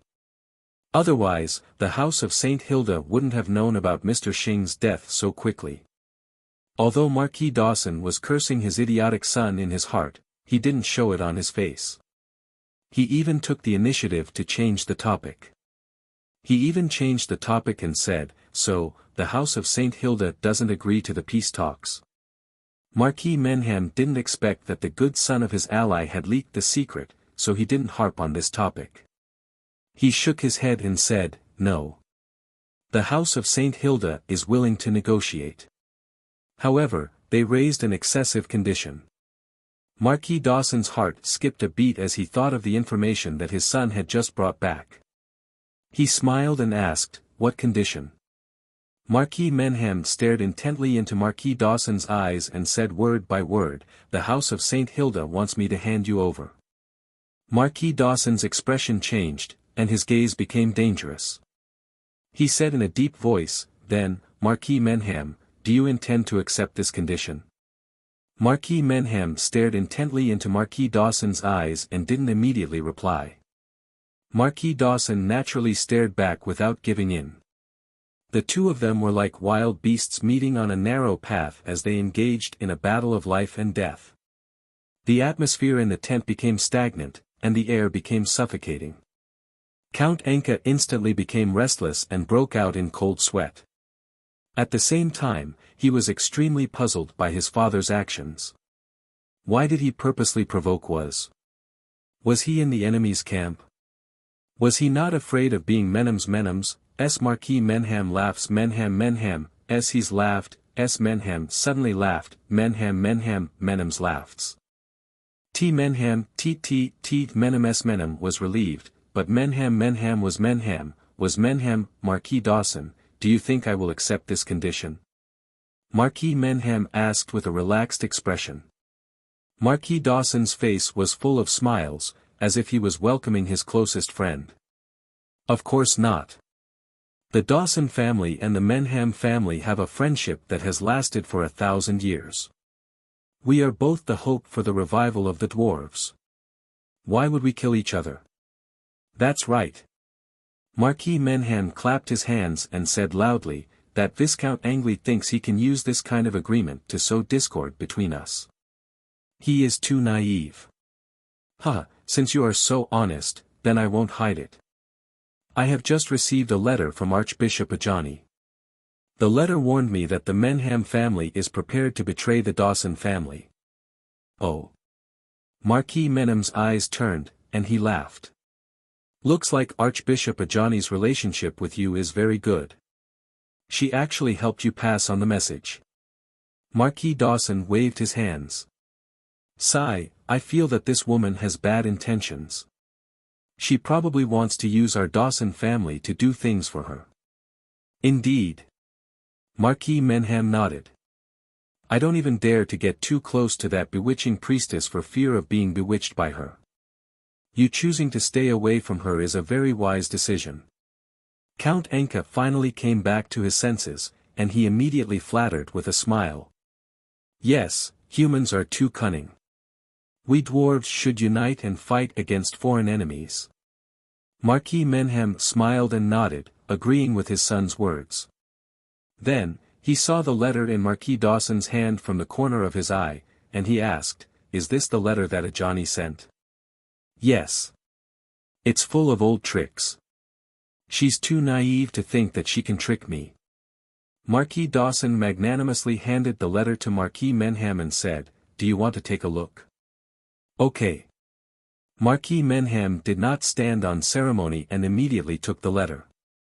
But then he frowned and asked, Why are there so many places that have been altered? Marquis Dawson did not mind and said, Oh, that's the original I received.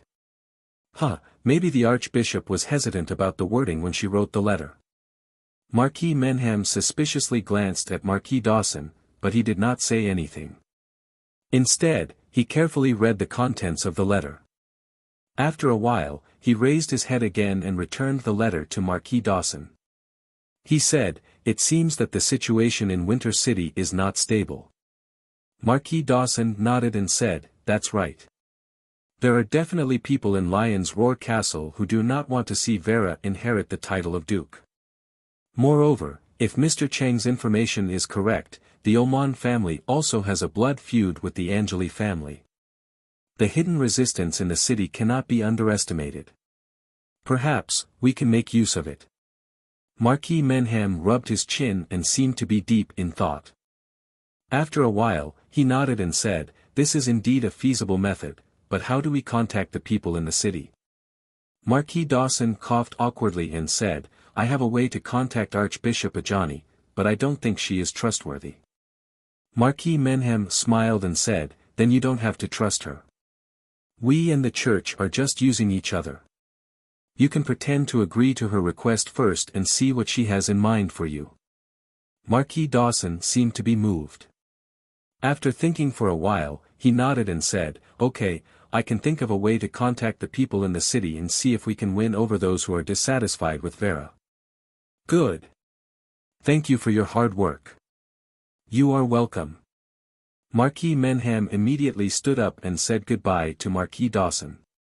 It was late at night outside the tent. There was no moon in the sky, only a little bit of starlight. Marquis Menham and his son walked quietly. When they returned to their own camp, Marquis Menham suddenly asked. Do you think Marquis Dawson lied? Earl Anka was stunned. I don't think so. Marquis Menham sneered and said, Did you see the letter? It is full of traces of alteration. Marquis Dawson said that it was originally like this, but I think that he deliberately altered the important information after receiving the letter. Earl Anka thought for a while and nodded. That is indeed possible. Marquis Menham continued, Also, did you notice the handwriting on the letter? Earl Anka suddenly felt a little awkward because he did not notice the handwriting. Don't you feel that it is familiar? Marquis Menham asked. Earl Anka thought carefully and suddenly had a flash of inspiration. He took out the peace negotiation agreement and said in surprise, The handwriting on the letter is the same as the handwriting on the agreement. Marquis Menham nodded and asked, I remember you saying that this agreement was written by Viscount Angley on the spot. That's right. I saw him write it with my own eyes. Earl Anka finally understood. So, that letter was not written by Ajani to Marquis Dawson, but by Viscount Angley. Yes, Marquis Dawson must be lying. Marquis Menham's face was gloomy as he said, Moreover, this is not the first lie that he has told. He is hiding other things. Earl Anka was shocked. Do you remember his reaction when I told him that someone in the camp leaked the news of Mr. Dusk's death to Winter City? Earl Anka thought for a while and said in shock, he did not react. Instead, he changed the topic. Yes. Marquis Menham sneered. Don't you think it is strange that he is not concerned about something as important as a spy in the camp? Count Anka immediately said, unless he was the one who arranged for the traitor. Yes. Marquis Menham sighed and suddenly stopped in his tracks. He turned back to look in the direction of the Dawson family's camp. Farron Dawson, how do you expect me to trust you? Chapter 277. The Dwarven messengers arrived at Winter City. This was the third time that Count Anka had been sent to Winter City, but this time, he was not alone. Marquis Dawson's eldest son, Count Falco Dawson, accompanied him. Count Falco was different from the unreliable Wales. As the eldest son of Marquis Dawson, he had the demeanor of an heir of the Dawson family. Furthermore, he was calm and steady, and he was highly valued by Marquis Dawson. It was obvious that the Dawson family did not want to let the Menham family negotiate with the House of St. Hilda alone. Of course, this could also be seen as the close relationship between the Menham family and the Dawson family, and it was clear that they had foiled the enemy's plan. As for what the two dwarven families were thinking, only the people involved knew. However, Colin decided to hide with Vera and let Scholar Dwayne deal with the dwarven messengers. He knew that there was no way to make any progress with the Dawson family and the Menham family present at the same time.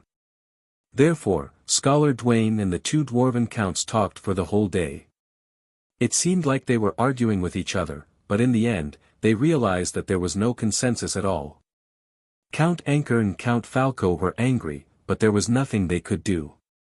Scholar Dwayne had always maintained a friendly attitude, as if he was really willing to negotiate with the dwarves. However, there were some conditions that they could not agree on. During the banquet, Angeli and his wife, who had disappeared for the whole day, finally appeared. Count Anka and Count Falco went to talk to them for a while, but they did not get any meaningful answers. Colin just said, "You can talk to Scholar Dwayne. He can completely represent the House of St. Hilda." The two dwarven counts had no choice but to give up. They were thinking about how to deal with Scholar Dwayne, who seemed friendly, but was actually very difficult to deal with. The night was getting darker, and a place in the southern part of Winter City suddenly became lively. This was originally a deserted open space, but now it was densely packed with simple and crude tents. The tents were surrounded by thorny fences, and there was a sign at the entrance that read, "Captive Camp." In the Battle of the Riverrun River, the Golden Lion Legion had defeated the Dawson clan's army, capturing roughly 15,000 prisoners. After entering chilly winter, the dwarf captives were settled here. Besides having a daily meal to prevent them from starving to death, nobody cared about them. But tonight, it seemed that someone important had come to the camp. "What's wrong? What's going on?" Holm whispered to his companion. "I don't know." After asking a few rounds, he still didn't get a definite answer. Just as he was feeling puzzled, Holmoen suddenly heard cheers coming from the front, as if they had received some great news.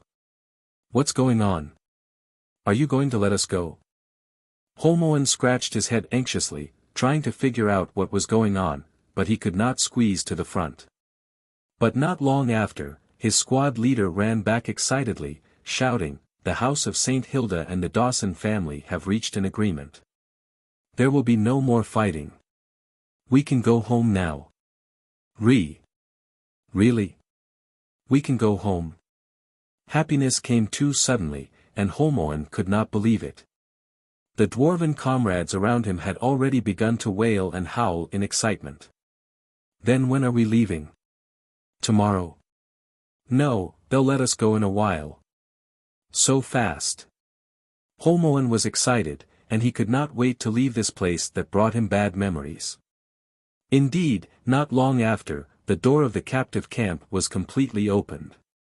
The dwarves lined up neatly under the orders of the officers, and slowly walked out. Along the way, Holmoen saw General Tomu. As a rank 5 warrior, General Tomu was highly respected in the Dawson clan's army.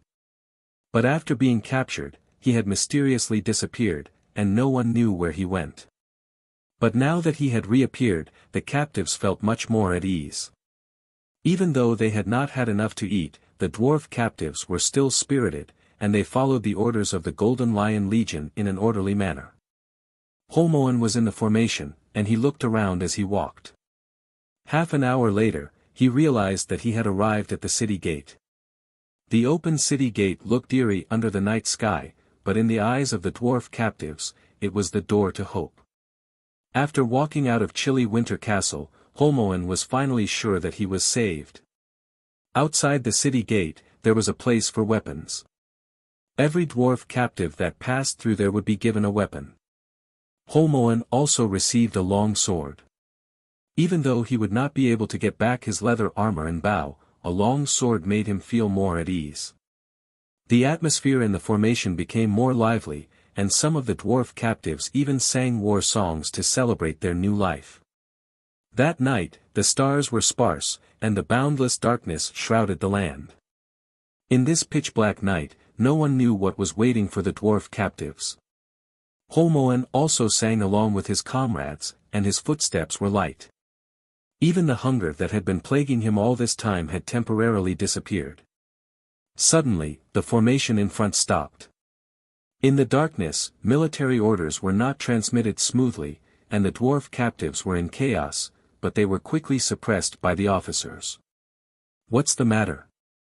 Holmoen was anxious again. "We encountered the sentries of the Menham family," the captain comforted him. Holmoen heaved a sigh of relief, and then he became excited. This meant that they were very close to the dwarf camp. Perhaps they would be able to eat piping hot food soon. Just as Holmoen was immersed in the fantasy of food and was drooling, there was another commotion in front. "What's the matter now?" "I'll go ahead and take a look." "Stay where you are and don't run around," the captain instructed before he went ahead to investigate the situation. Holmoen could only wait patiently, but the hunger that had disappeared suddenly appeared again. It was much more intense than before, and Holmoen almost lost control of himself. As time passed, the dwarf captives did not receive any orders to advance.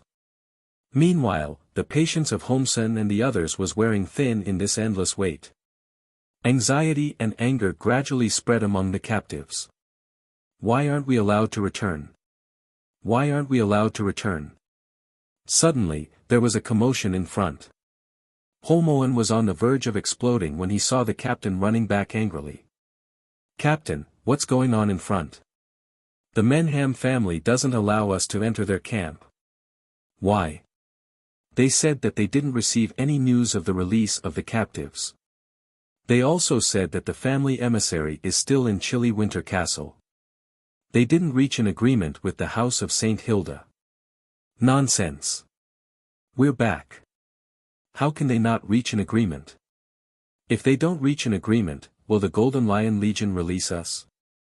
While Holmoen was feeling indignant, the commotion in front escalated. Intense fighting sounds and screams could be heard. "We want to go home. We're not enemies. We want to see Marquis Dawson." It was unknown who instigated it, but the dwarf captives confronted the Menham family. Their words became more and more intense, and they were on the verge of losing control. Rumble. The ground suddenly quaked. General Tomu smashed his large hammer heavily on the ground and roared. "Who dares to stop me?" After saying that, he took the lead and rushed into the Menham family's formation. His actions were like a spark falling into hot oil, instantly igniting a raging inferno. The dwarf captives, who had become extremely anxious from the long wait and hunger, exploded. Under General Toma's lead, they charged towards the Menham family's camp. The night was dark, but the massacre had begun.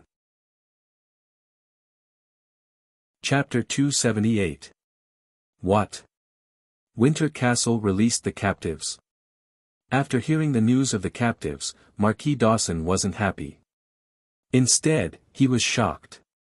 His son, Count Falco, was still in Winter Castle. Why would the Golden Lion Legion suddenly release the captives? Moreover, even if the terms were agreed upon, Count Falco and Count Anka wouldn't sign a contract with the House of St. Hilda privately. Hence, this was definitely a conspiracy. Yes, Lord Marquis. But, the captives seemed to have a conflict with the Menham family. After hearing the report, Marquis Dawson's uneasiness grew. After thinking for a while, he decisively ran towards the Menham family's camp. When he entered the Menham family's territory, he was surrounded by a group of guards. "Bring me to see Marquis Menham." "Okay, Marquis Menham wants to see you."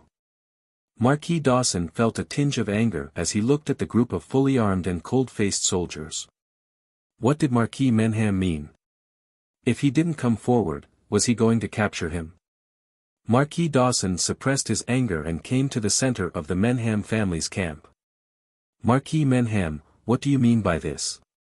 Marquis Dawson asked angrily. "I want to ask you, Marquis Dawson. Why did Winter Castle suddenly release the captives of your family?" "I don't know, but I feel that this might be a conspiracy of the House of St. Hilda." "Conspiracy? What conspiracy?" Marquis Menham wasn't moved. He looked at Marquis Dawson with suspicion. "Sowing discord." Marquis Dawson said in a deep voice, "From the start, the House of St. Hilda has been trying to sow discord between us. Could it be that you've forgotten about the peace agreement that required you to hand me over? They know that we can't trust each other, so they use this point to try to break us apart. The captives might be part of their conspiracy. Hence, at such times, we have to trust each other and be honest with each other. If I wanted to betray you, I wouldn't have come forward to explain myself." Hearing this, Marquis Menham's expression softened. He seemed to believe Marquis Dawson's words. After a moment of silence, he asked, "Then what do you think we should do now?"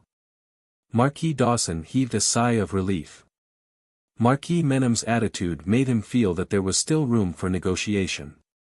"I think that the first thing we should do is to appease the captives who have been released. We can't let the brave warriors who have shed their blood for the dwarves feel disappointed. Then, we can interrogate the captives and find out why the Golden Lion Legion released them. On the other hand, we need to contact Anka and Falco as soon as possible."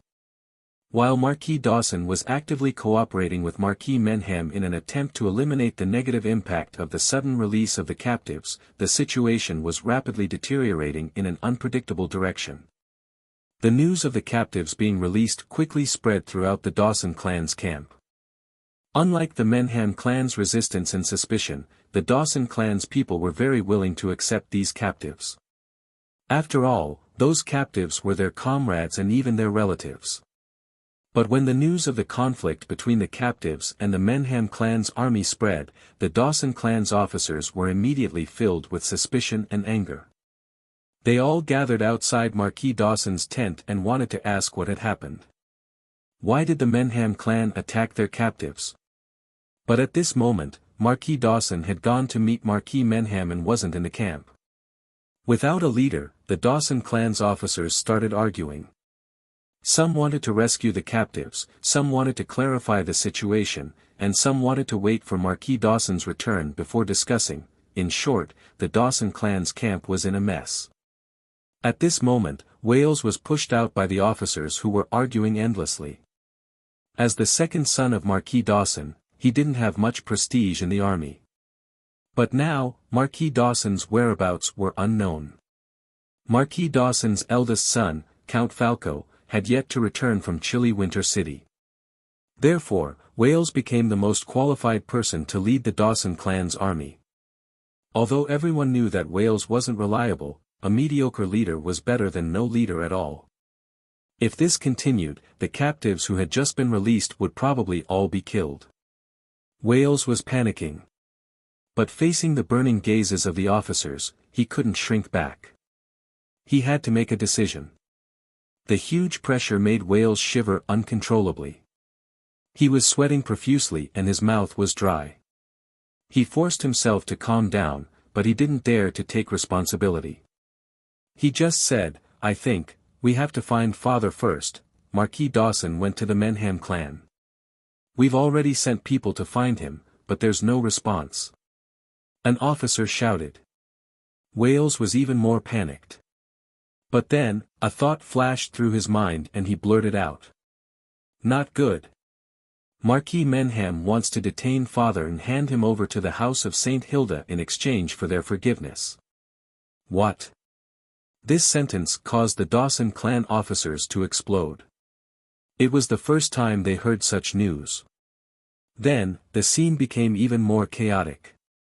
But more and more people began to request for the army to be dispatched to retrieve Marquis Dawson and the released captives.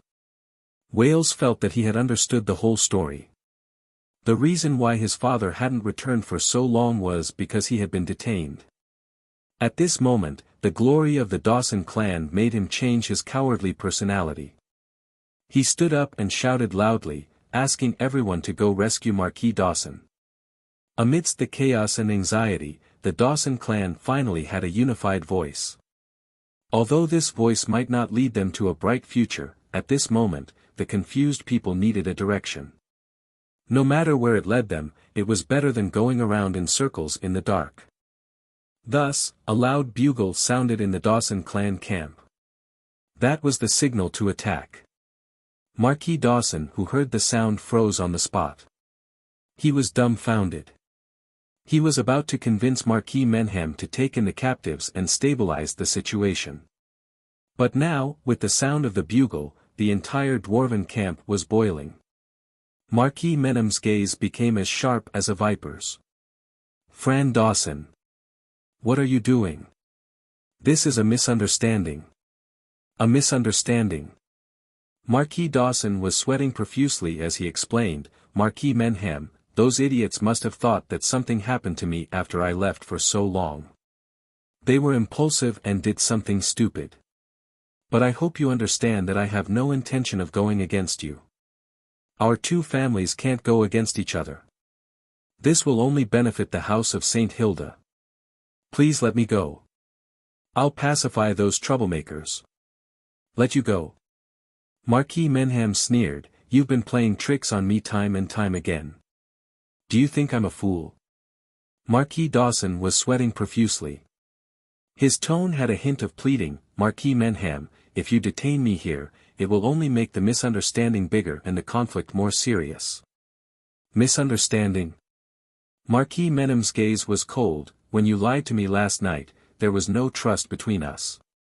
Now, Austere Castle released the captives of the Dawson family for no reason, and these captives attacked my army. Hee, do you think you can continue to deceive me? Marquis Dawson was taken aback and asked, how did I lie to you last night? Marquis Menham had lost his patience with Marquis Dawson. He smiled coldly and said to his subordinates, treat Marquis Dawson well. Treat Marquis Dawson well. Without my orders, no one is allowed to see him. Yes. A group of guards immediately surrounded Marquis Dawson. Marquis Menham, Marquis Menham. Listen to my explanation. This is a plot by the house of St. Hilda. Don't fall for it. Marquis Dawson was still shouting, but Marquis Menham had already left without looking back. Chapter 279. The soft light from the crystal chandelier illuminated the main hall of the church. Falco stepped on the thick, light yellow wool carpet and slowly walked into the church. It was already late at night, and there was only an old priest on night duty in the church. How can I help you? I'm looking for Archbishop Ajani. The old priest frowned and said, sorry, it's too late today. The Archbishop is already resting. You can come tomorrow. Count Falco. At this moment, the emeritus bishop suddenly appeared in the church and beckoned to Falco. Please follow me. Falco smiled apologetically at the old priest and followed the emeritus bishop to the back of the church. During this diplomatic trip to Winter City, his father, Marquis Dawson, had asked him to find a way to meet Archbishop Ajani. Even though Wales, that unreliable fellow, often did stupid things, he still managed to contact the church leader of the northern frontier. Now that the peace talks with the House of St. Hilda had reached a stalemate, the Dawson family was prepared to try the church. Perhaps there would be some unexpected surprises. Knock, knock, knock. The emeritus bishop lightly knocked on the door, and a languid voice came from inside, "Come in. Count Falco, please." The emeritus bishop smiled and gestured with his hand. "Thank you, Your Eminence." Falco smiled at the emeritus bishop and pushed the door open. This room was probably the archbishop's private parlor. Even though the decorations were not luxurious, they were rather exquisite. Falco had just entered when he saw Archbishop Ajani's back. She was standing quietly in front of the window, overlooking the dark night sky. Perhaps because it was not a public occasion, the archbishop did not wear a priest's robe tonight. Instead, she wore a purple dress. The dark color of the dress formed a strong contrast with her white skin, accentuating her otherworldly temperament. She was like a descending angel. On the windowsill beside Ajani, there was a crystal vase half filled with water. There was a bunch of purple irises in the water, matching the color of Ajani's dress. The night breeze outside the window blew the petals of the irises, spreading an intoxicating fragrance into the room. "Good evening, Count Falco." Ajani did not turn around. She only lowered her head and fiddled with the petals of the iris flower. Just the sight of his back was enough to make Falco's heart race and his mouth dry up. He finally understood why his younger brother was so obsessed with this woman. "Good evening, Your Excellency. I hope I didn't disturb your rest." Ajani turned to the side and pointed at a small round table in the room. She said softly, "Don't be so nervous. Sit down and drink something." Falco thanked him and sat down at the table. He picked up his teacup and took a sip. Falco's spirit was slightly shaken by the bitter taste. He saw Akani staring out of the window in a daze and spoke again. "Your Excellency, I've come to find you this time mainly to thank you on behalf of my father for the news you delivered last time. Even though Marquis Maynam wasn't tricked by the House of St. Hilda, the Dawson family still thanks you for your kind reminder." "Really?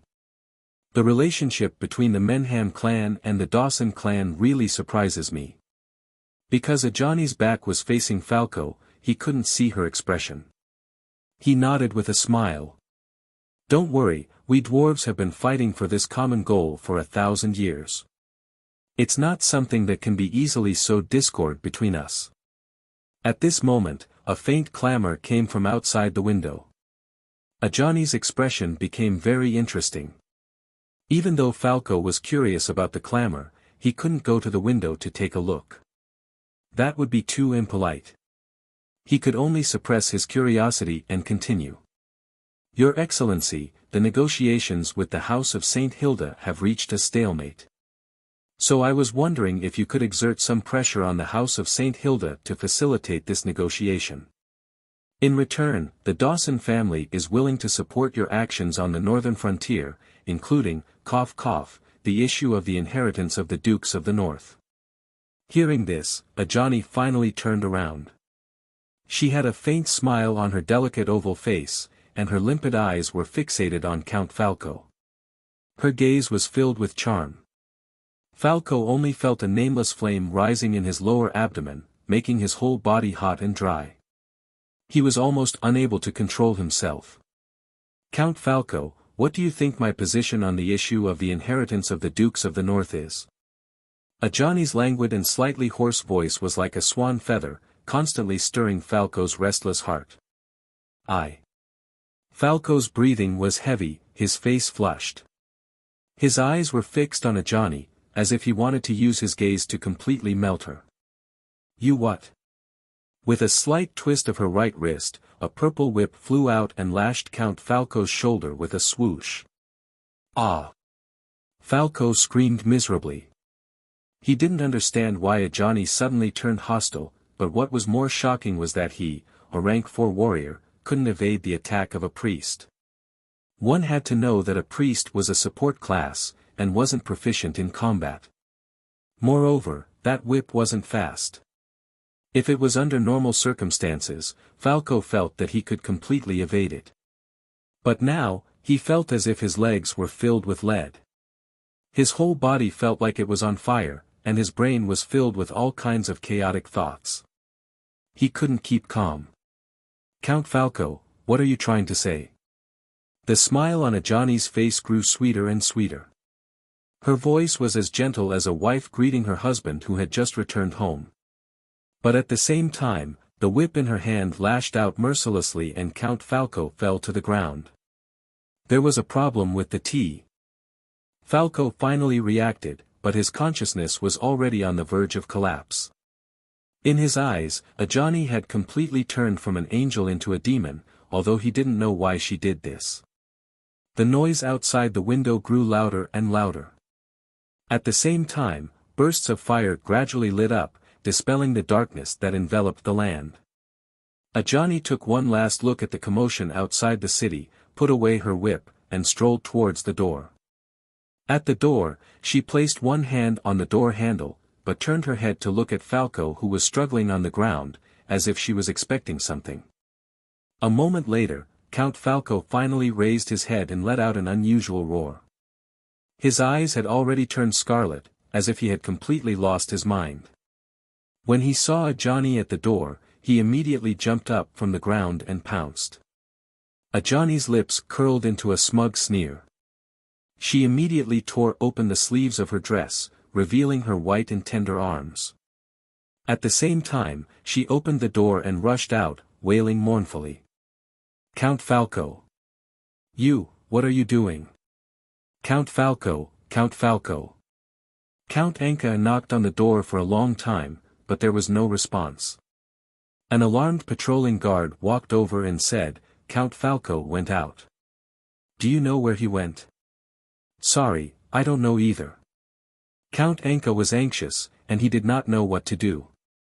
He was awakened by the noise outside the city. Winter City was built on a mountain, and the Lion's Roar Fortress was at the peak of the mountain. Looking down, he could see the fire in the dwarf camp outside the city. Count Anka did not know what was going on, but he guessed that it was probably not something good. Seeing that Count Falco was not around, Count Anka walked to the main fortress alone. "Are Miss Vera and Viscount Angli resting?" The guard glanced at Count Anka and motioned for him to enter. Count Anka quickly pushed open the heavy door, and the first thing he saw was Colin and Vera in the hall. "Count Anka, can't you sleep either?" Colin did not seem surprised by Count Anka's arrival. He turned around and greeted him with a smile. However, Count Anka's heart sank because he saw Colin putting on his armor with Vera's help. "Viscount Angli, what are you going to do?" Count Anka asked in a hoarse voice. Colin patted the blade of judgment at his waist and smiled. "There are some people outside the city who are not obedient. It is already so late, and they are still making a ruckus. I have to teach them a lesson." Count Anka's forehead was covered in cold sweat, and he said with difficulty, "Lord Viscounts, what is going on outside? Why don't you come with me and take a look? Then you'll know." Colin had already put on his armor, and he kissed Vera's forehead gently before inviting Count Anka. However, Count Anka had a bad premonition, and he said anxiously, "Lord Viscounts, are you going to start a war?" Colin's face turned cold, and he said firmly, "The war has already begun the moment you besieged the city." Count Anka wanted to explain, but Colin had already walked out. "Miss Vera. Is the House of St. Hilda really going to fight the dwarves to the death?" Count Anka did not give up and he shouted at Vera. However, Vera ignored him and held Colin's arm as they walked out together. Count Anka was stunned for a long time, and his expression changed rapidly. Finally, he gritted his teeth and followed after them. Chapter 280. Chi. Holmoen pulled his long sword out of the enemy's chest, and hot blood splattered all over his face. Hoo, he panted heavily, and the cramps in his stomach caused by hunger made him unable to straighten his back. It was unknown if it was blood or sweat, but Holmoen's vision was blurred, and he couldn't see the situation in front of him. This battle came too suddenly and too inexplicably. Holmoen thought that he could escape the fate of being a captive, but what awaited him wasn't an ally's acceptance, but an attack. He couldn't figure out why the Menham family wanted to kill them. But he was a nameless soldier who didn't understand the situation and was powerless to change the situation. When the enemy surged forward like a flood, he had no choice but to draw his long sword and resist. Holmoen didn't have much combat power due to malnutrition during his captivity. His hands were as heavy as lead, and he couldn't lift them. Under the cover of the night, Holmoen didn't know the situation on the battlefield. He only knew that his comrades were falling, and even their leader was killed. If General Tomo wasn't at the front line like a god of war, the released dwarven captives would have collapsed. But now, they were on the verge of collapse. At this moment, Holmoen heard a faint sound behind him. He turned his head and saw the gates of chilly winter open again. A fire dragon made up of numerous torches emerged from the gates. The Golden Lion Legion was here. Holmoen's heart twitched. He had an ominous premonition that this would be an unforgettable night for the dwarves. The Golden Lion Legion wasn't in a hurry to join the battle. Instead, they leaned against the city walls and formed an orderly formation. It was as though they were waiting for the dwarves to emerge victorious. The commotion made the dwarves realize that something was amiss. The Menham family army immediately sounded the bugle call for retreat. But at this moment, the Dawson clan's army continued to chase after them, because they wanted to rescue Marquis Dawson. The dwarven prisoners released from chilly winter collapsed to the ground as though they were deflated. They were unable to move. In this battle, they were the ones who suffered the heaviest casualties. Of the more than 15,000 captives, less than half of the original number were still breathing. It was only after the Menham family's army had retreated that the Golden Lion Legion slowly approached. "Put down your weapons, kneel and surrender. Put down your weapons, kneel and surrender." Upon hearing such a voice, Holmoen could no longer muster up any thoughts of resistance. He immediately threw away the long saber in his hand and knelt on the ground obediently. At the same time, he sighed. What the hell? How did he become a captive right after being released? The faint light of dawn gradually tore apart the darkness and gave light to the earth once again. The armies of the Dawson family and the Menham family temporarily stopped fighting and entered a tense standoff. In fact, Marquis Menam regretted his decision the moment he saw the Golden Lion Legion leave the city. Although he didn't want to admit it, he understood that he had been fooled. Thus, he led his army away from Coldwinter City and slowly retreated. At the same time, he sent an envoy to the Dawson family's army to request for reconciliation. At this moment, the commander of the Dawson clan's army, Wales Dawson, immediately made a request. The only possibility for reconciliation was for the Menham clan to immediately release Marquis Dawson and compensate the Dawson clan for their losses. However, at this moment, Marquis Menam had other thoughts. He was clear that after a night of chaotic battle, the relationship between the Dawson family and the Menham family was completely broken. Even if he followed Wales' request to release Marquis Dawson and compensate the Dawson clan for their losses, the relationship between the two families couldn't be restored. The seed of distrust had been deeply planted, and it would be extremely difficult to eliminate it. Once the two dwarven families couldn't work together, they wouldn't be able to gain the upper hand against the House of St. Hilda. After a night of chaotic battle, the exhausted dwarven allied army might not be a match for the Golden Lion Legion. At this moment, Marquis Menam was thinking of how to resolve the situation. The peace terms proposed by the House of St. Hilda weren't unacceptable to him. Marquis Dawson seemed to have noticed something from Marquis Menam's gloomy expression. Marquis Menam immediately said, "If you want to hand me over in exchange for the forgiveness of the House of St. Hilda, you're courting death." Marquis Menam's heart skipped a beat, and he asked in a deep voice, "Why?" Marquis Dawson sneered, "You still don't understand. The House of St. Hilda didn't intend to negotiate with us from the start. They can't tolerate the dwarves establishing an independent nation on the northern frontier.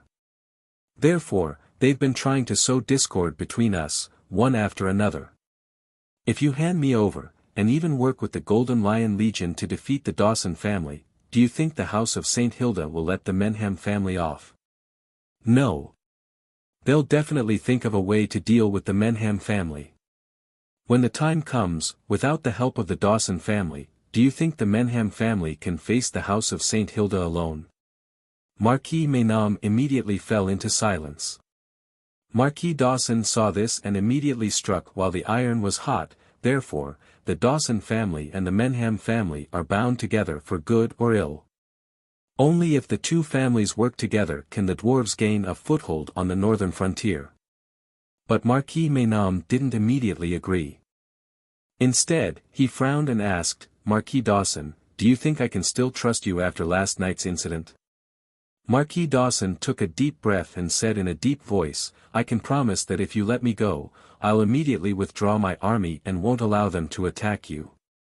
Moreover, I can send Falco to your side.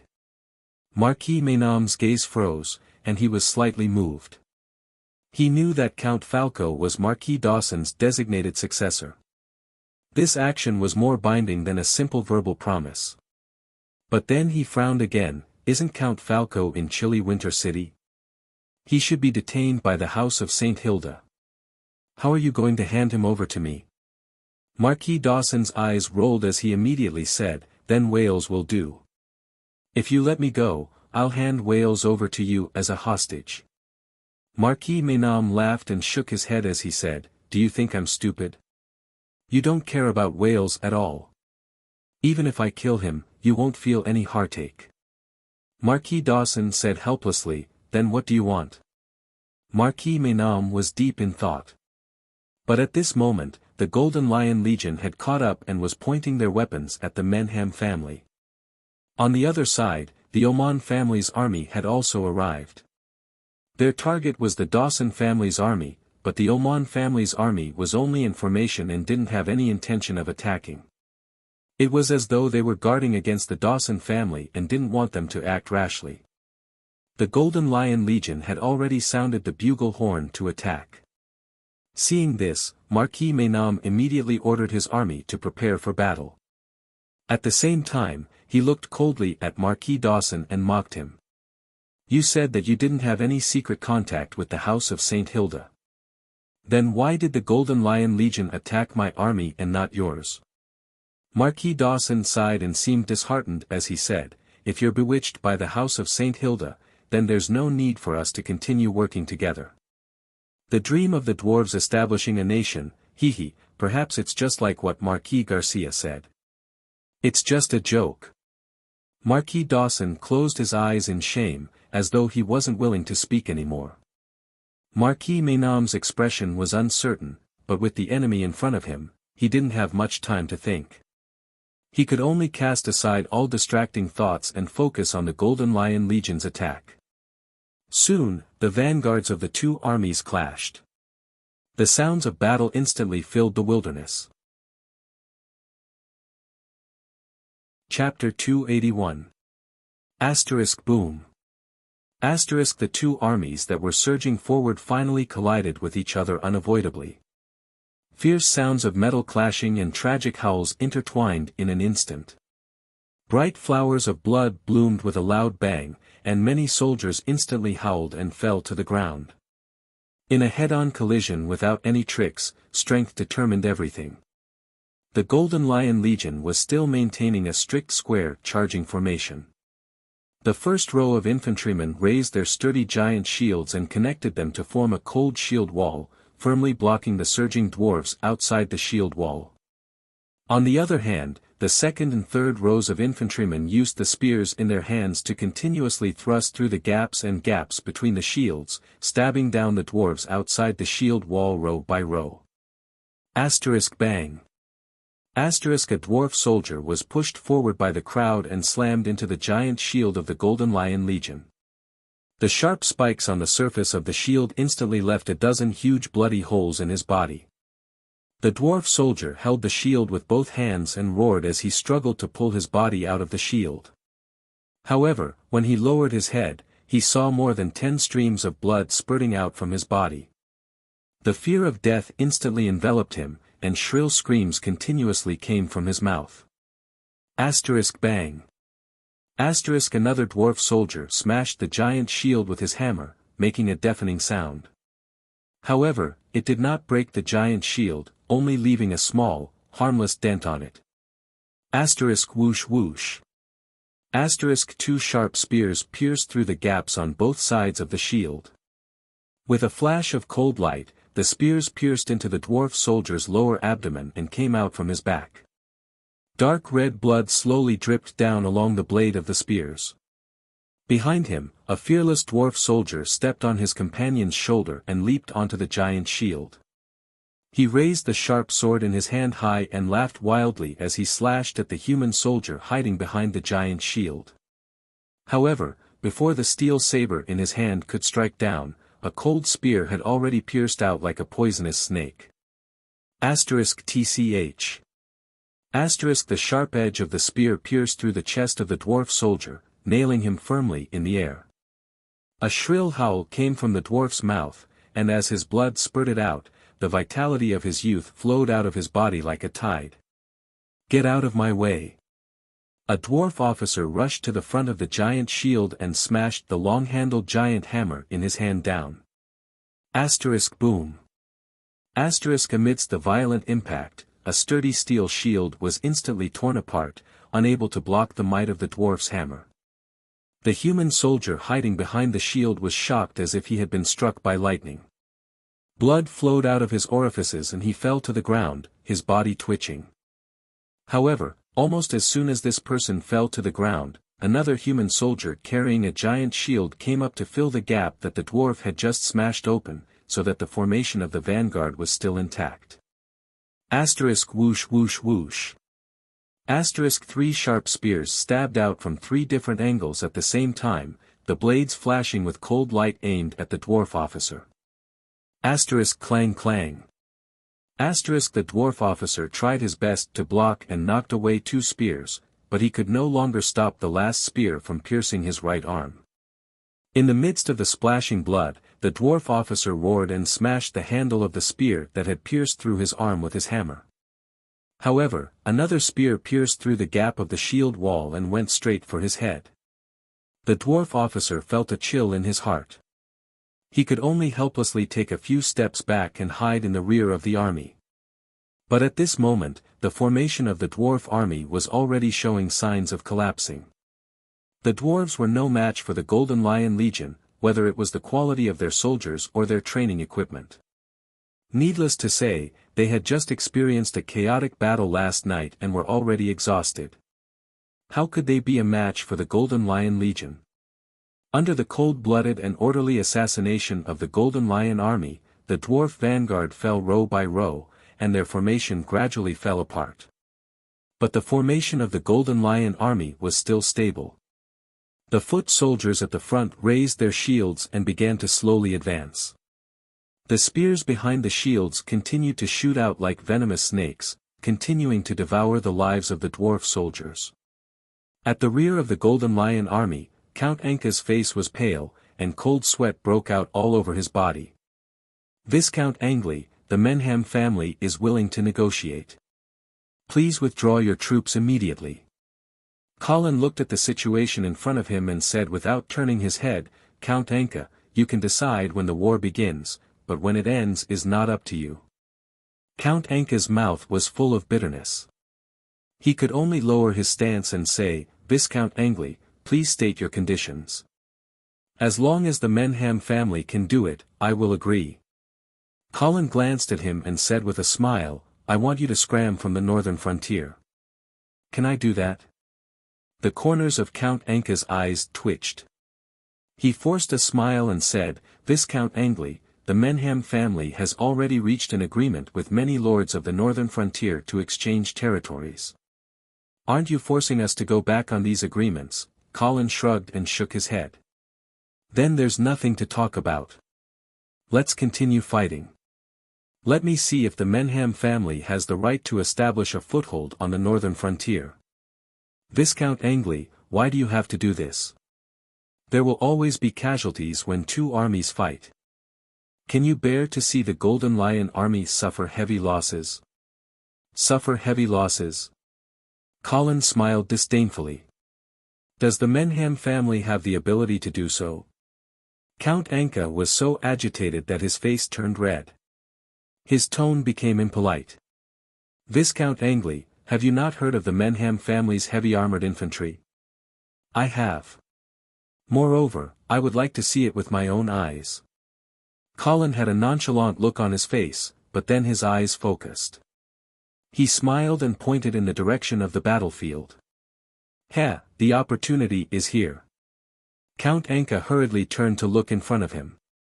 He saw a flood of red steel emerging from the Menham family's formation.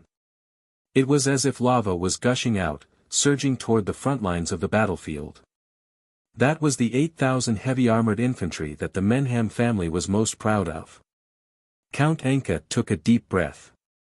He knew that his father had already thrown all of his family's resources into the battlefield. It looked like he was prepared to fight to the death. Thus, he stopped trying to persuade him. He was prepared to let Colin experience the Menham family's strength and make him suffer a little. This way, perhaps the House of St. Hilda would be willing to return to the negotiation table. It had to be said that the heavy-armored dwarven infantry army's battle prowess was indeed shocking. The moment they joined the battle, the situation on the battlefield suddenly changed. The Golden Lion army's giant shield and spear formation seemed to have collided with a towering mountain.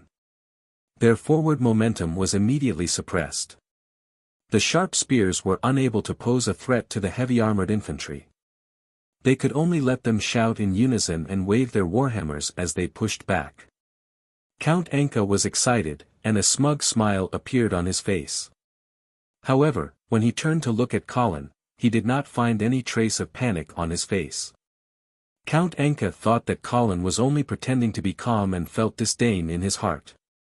He turned his gaze back to the battlefield, prepared to persuade him when the Golden Lion army's formation completely crumbled. At that time, Colin's attitude would definitely not be as unyielding as before. However, after observing for a while, Count Anka realized to his surprise that even though the Golden Lion army's formation was continuously retreating, it was still orderly and showed no signs of collapsing. As the heavy-armored dwarven infantry continued to press forward, the distance between them and the army behind them had unknowingly increased. At this moment, a distant bugle call suddenly sounded from behind the dwarven army. Following that, faint shouts could be heard. At this moment, the dwarves still did not know what was happening, but the shouts were getting closer and closer. At the same time, the dense sound of horse hooves could be heard. It was as if countless giants were beating on the ground, causing the entire field to tremble. Count Anka's heart skipped a beat. Looking into the distance, he saw a thin black line appear on the field behind the Menham family. This black line grew larger and wider until it finally formed a black sea that spread toward the battlefield. In this black sea, the Black Lion flag and the Angeli family's roaring white bear flag fluttered in the wind. They surged forward like giant waves in a tropical storm, or like a flood that had broken through a dam. Everywhere they went, everything was drowned by this black flood. It was a chilling sight. Black cavalry. Count Anka's voice changed. He immediately realized that this was a trap set up by Colin. At that moment, the Menham family's most elite heavy-armored infantry regiment was already entangled with the Golden Lion Legion. They were completely separated from the main army at the rear. The Shadow Guards seized this perfect opportunity and suddenly charged out from the rear. They were like dragons emerging from the water as they attacked the core of the Menham family's formation. It's over. Even though the Black Cavalry had yet to arrive, Count Anka could already foresee what would happen next. And this foresight made him feel as if he had fallen into an icy cavern. Thus, he no longer dared to hesitate. He immediately turned to Colin and begged for mercy. "Viscount Angley. We admit defeat. As long as you are willing to stop the war, the Menham family will immediately withdraw from the northern frontier. The matter of the dwarves establishing a kingdom will never be mentioned again. Colin chuckled and said coldly, I've already told you this before. I've already said that you can decide when this war will begin, but when it will end, you'll have to ask for my opinion. Then what is your opinion? Colin did not reply. Instead, a bloodthirsty smile appeared on his face. Boom! In an instant, the black cavalry had already charged into the rear of the Menham family's army like a violent wave. Blood splattered everywhere, and dismembered corpses flew everywhere. Chapter 282. Wales and the officers of the Dawson family could only watch helplessly as the black cavalry broke through the Menham family's central army formation like wolves and tigers. They couldn't help but feel a sense of sympathy for the loss of the rabbit. The Menham family was finished. That was the only thing they could agree on. Even though the Golden Lion Legion was actually at a disadvantage on the battlefield and was forced to retreat step by the heavy infantry regiment, when the black cavalry suddenly attacked from the rear and cut down the commander's flag, the Menham family's elite vanguard inevitably fell into chaos. Even if the vanguard wanted to retreat, it would be too late. Moreover, the Golden Lion Legion wouldn't let them go so easily. Moreover, once the central army and rear army collapsed, the Menham family's army would become a headless snake. Without a unified command, they could only fight on their own and would be defeated one by one. Young master, should we go and support them? A Dawson family officer asked Wales. Wales resisted the urge to curse and glared fiercely at the person who asked the question, but didn't answer. Support my ass. The Dawson family had just fought a life-and-death battle with the Menham family. How could they go and support them now? Moreover, the Oman family was eyeing them covetously. Wales was almost certain that if they dared to act rashly, the Oman family would definitely launch a large-scale attack.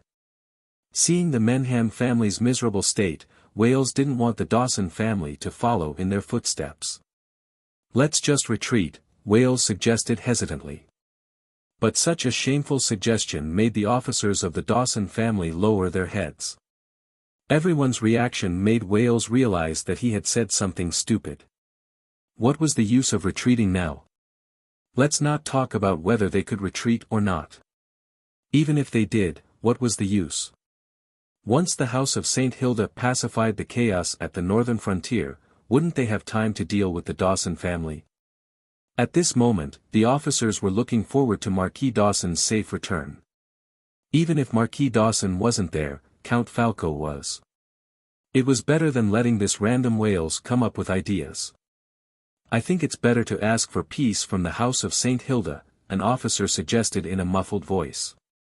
Yes, yes. We should continue the peace talks, continue the peace talks. Wales seemed to be grabbing onto a life-saving straw as he kept shouting. But before Wales could send out an emissary to seek peace, an emissary from Coldwinter City arrived at the Dawson clan's camp.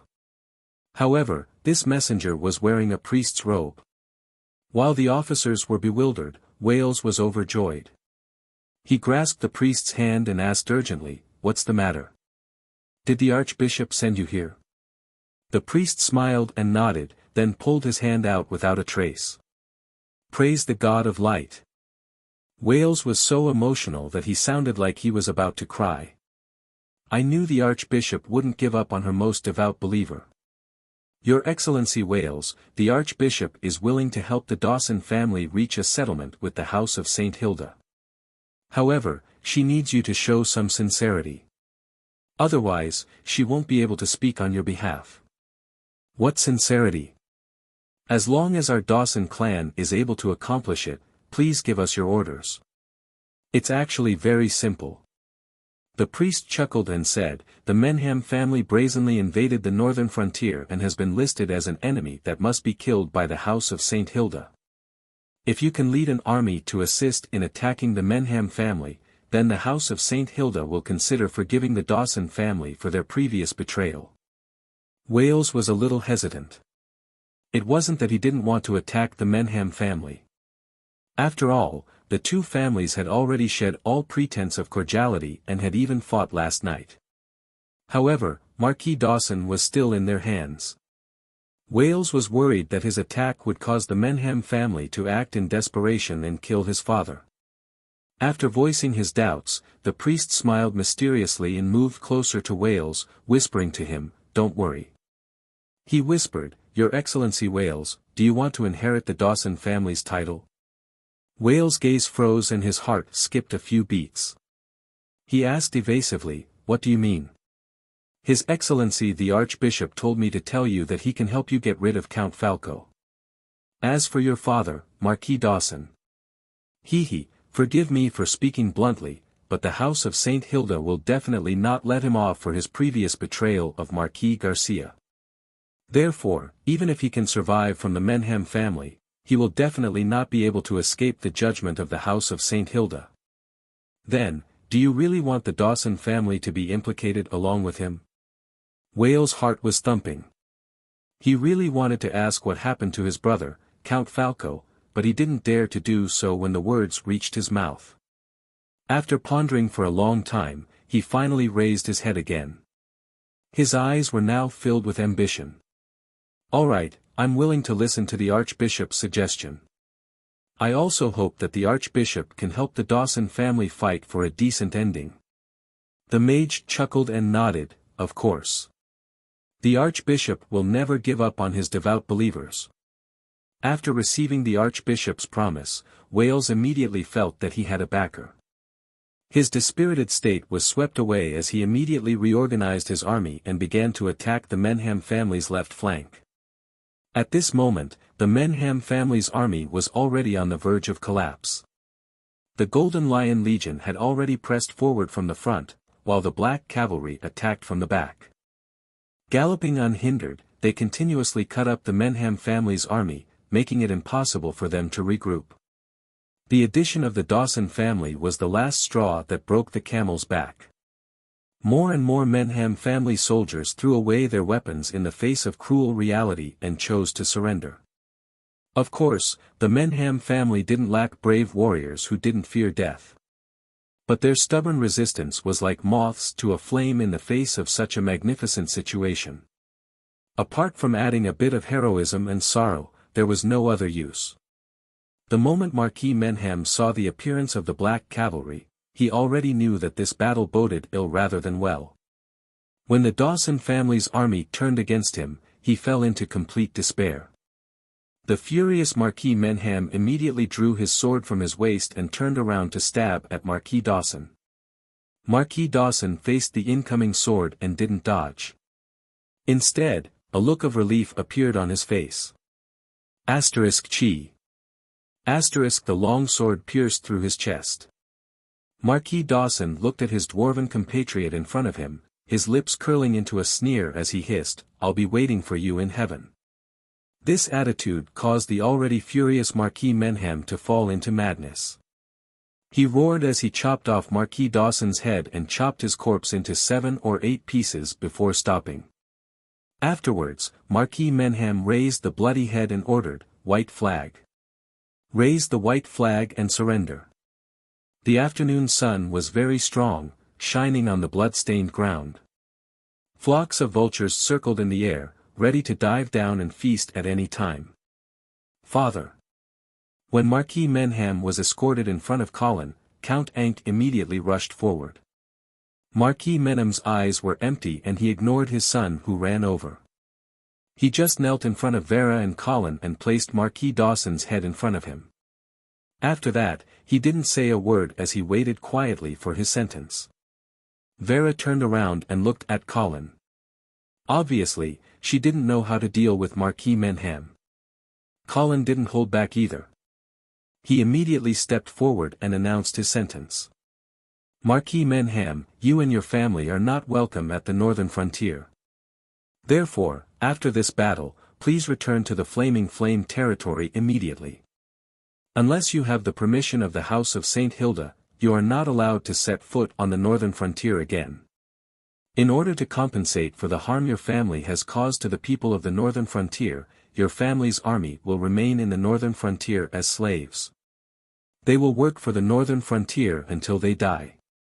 At the same time, the Menham family will have to pay the House of St. Hilda a total of 8 million gold coins as war reparations. The reparations will be paid off over 5 years.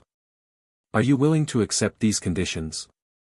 Marquis Menham's heart was bleeding, but he knew that there was no room for negotiation. If this had happened before the battle, he might have been able to ask for the entire army to retreat from the northern frontier. However, now, he would be lucky if he could keep the Menham family alive. Of course, he also knew that Colin didn't kill him because he wanted to save the face of the royal family. The Menham family had lost all of their army and they were burdened with heavy debts. Naturally, they wouldn't be able to threaten the House of St. Hilda anymore. As time passed, they would slowly sink and never regain their former glory. The dream of the dwarves establishing their own country would also become an unattainable dream. Marquis Menham couldn't help but feel sad when he thought of this. I am willing to accept.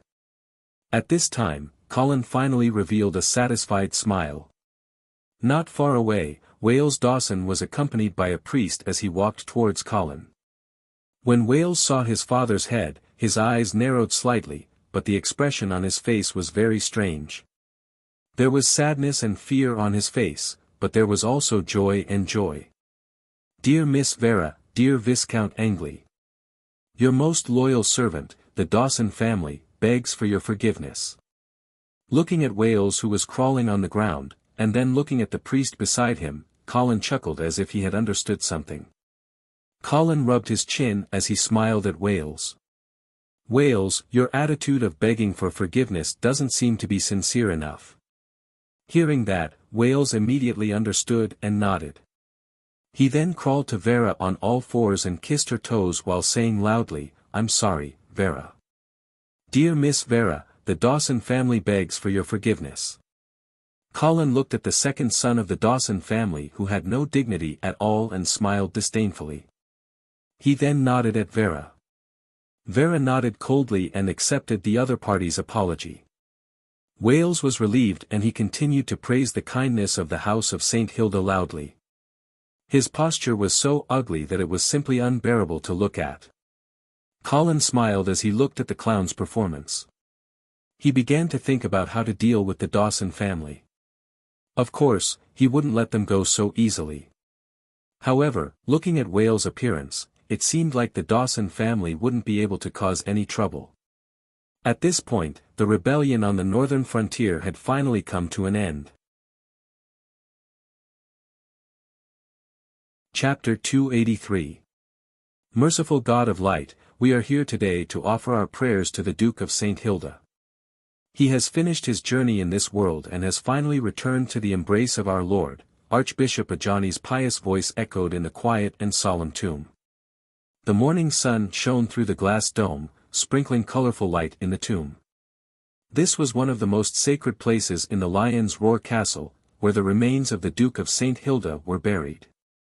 Today, a new member would be welcomed here. In fact, the funeral of the Duke of St. Hilda was held in a hurry. The northern frontier had just calmed down from the turmoil, and the new dukes of the north had yet to officially inherit the title of duke. The nobles and civilians had yet to be appeased, but Colin still asked Archbishop Ajani to conduct the funeral for the Duke of St. Hilda. After all, Colin felt uneasy as long as the body of the Duke was not buried. He always felt that something might happen, and the situation that had just been stabilized would become turbulent again. Moreover, Colin was also prepared to take this opportunity to summon all the lords of the northern frontier to Winter City and let them know that the Duke had made Vera the first heir in his will.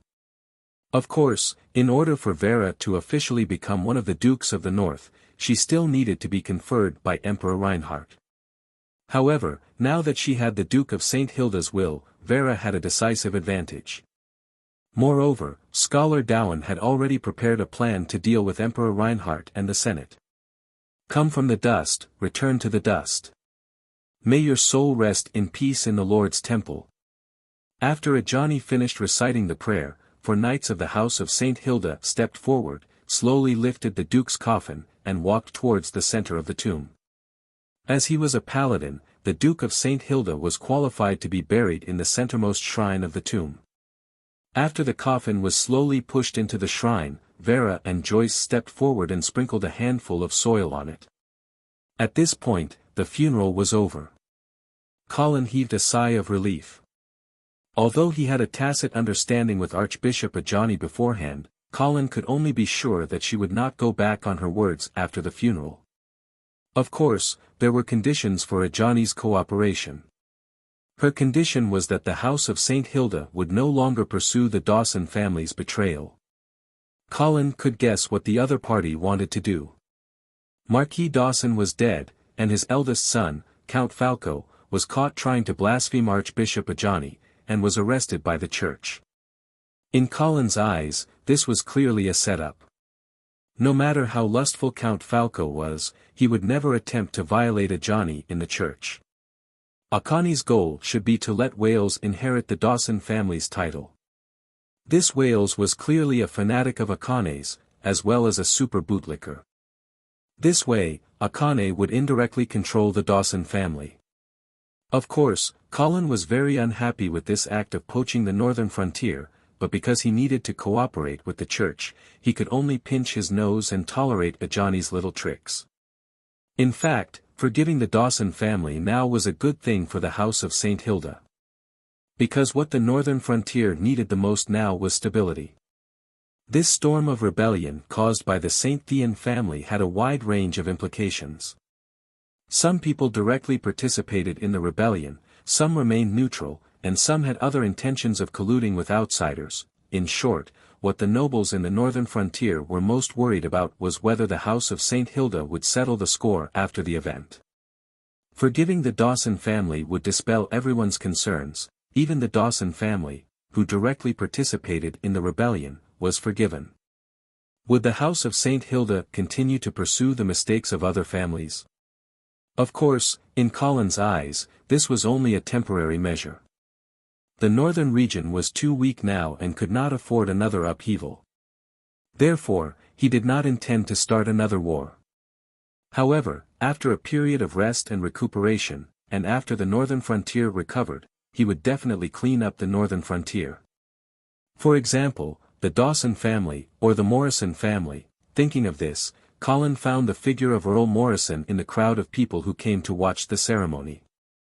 The young Earl's expression was as usual, and there was nothing unusual about him except for the grief that should be there. However, Colin knew that the theft of the Duke's body was most likely the work of this family. Originally, Colin had already prepared a plan to deal with the other party's sudden attack at the funeral, but he did not expect that Earl Morrison did not do anything at all. What was going on? Then what did they want to do by stealing the Duke of St. Hilda's body?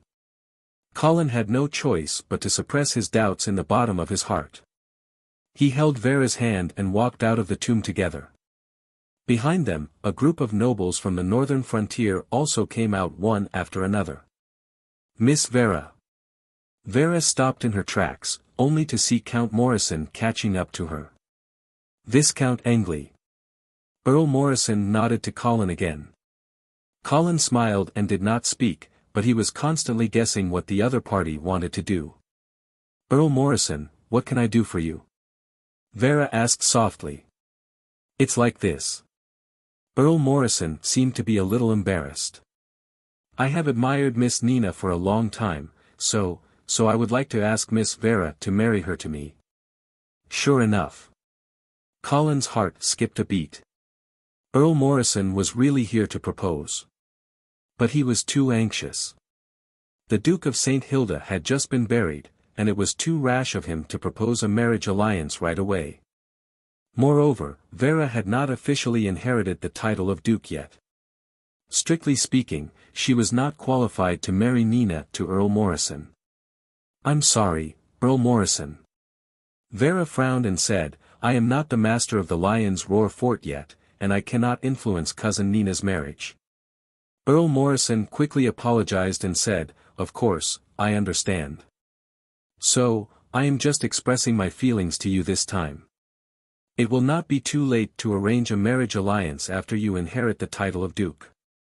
Well, I will think about it, and I will also ask for Cousin Nina's opinion. Vera did not directly agree.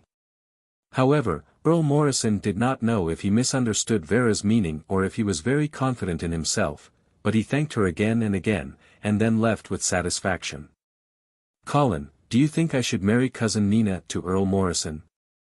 Vera asked hesitantly. You can ask Nina's opinion first. Colin smiled and said, moreover, you are not in a hurry. It will not be too late to talk about it after you officially inherit the title of Duke. Okay. Vera nodded. Then, when are we leaving for Imperial Dragon City? Vera officially inherited the title of Duke, and she needed to go to Imperial Dragon City to accept the Emperor's conferment. Colin thought for a while and said, after I complete the prisoner exchange with the Eastern region and bring back Marquis Garcia, we will go to Imperial Dragon City. Otherwise, I will not be at ease if there is no reliable person at the northern frontier.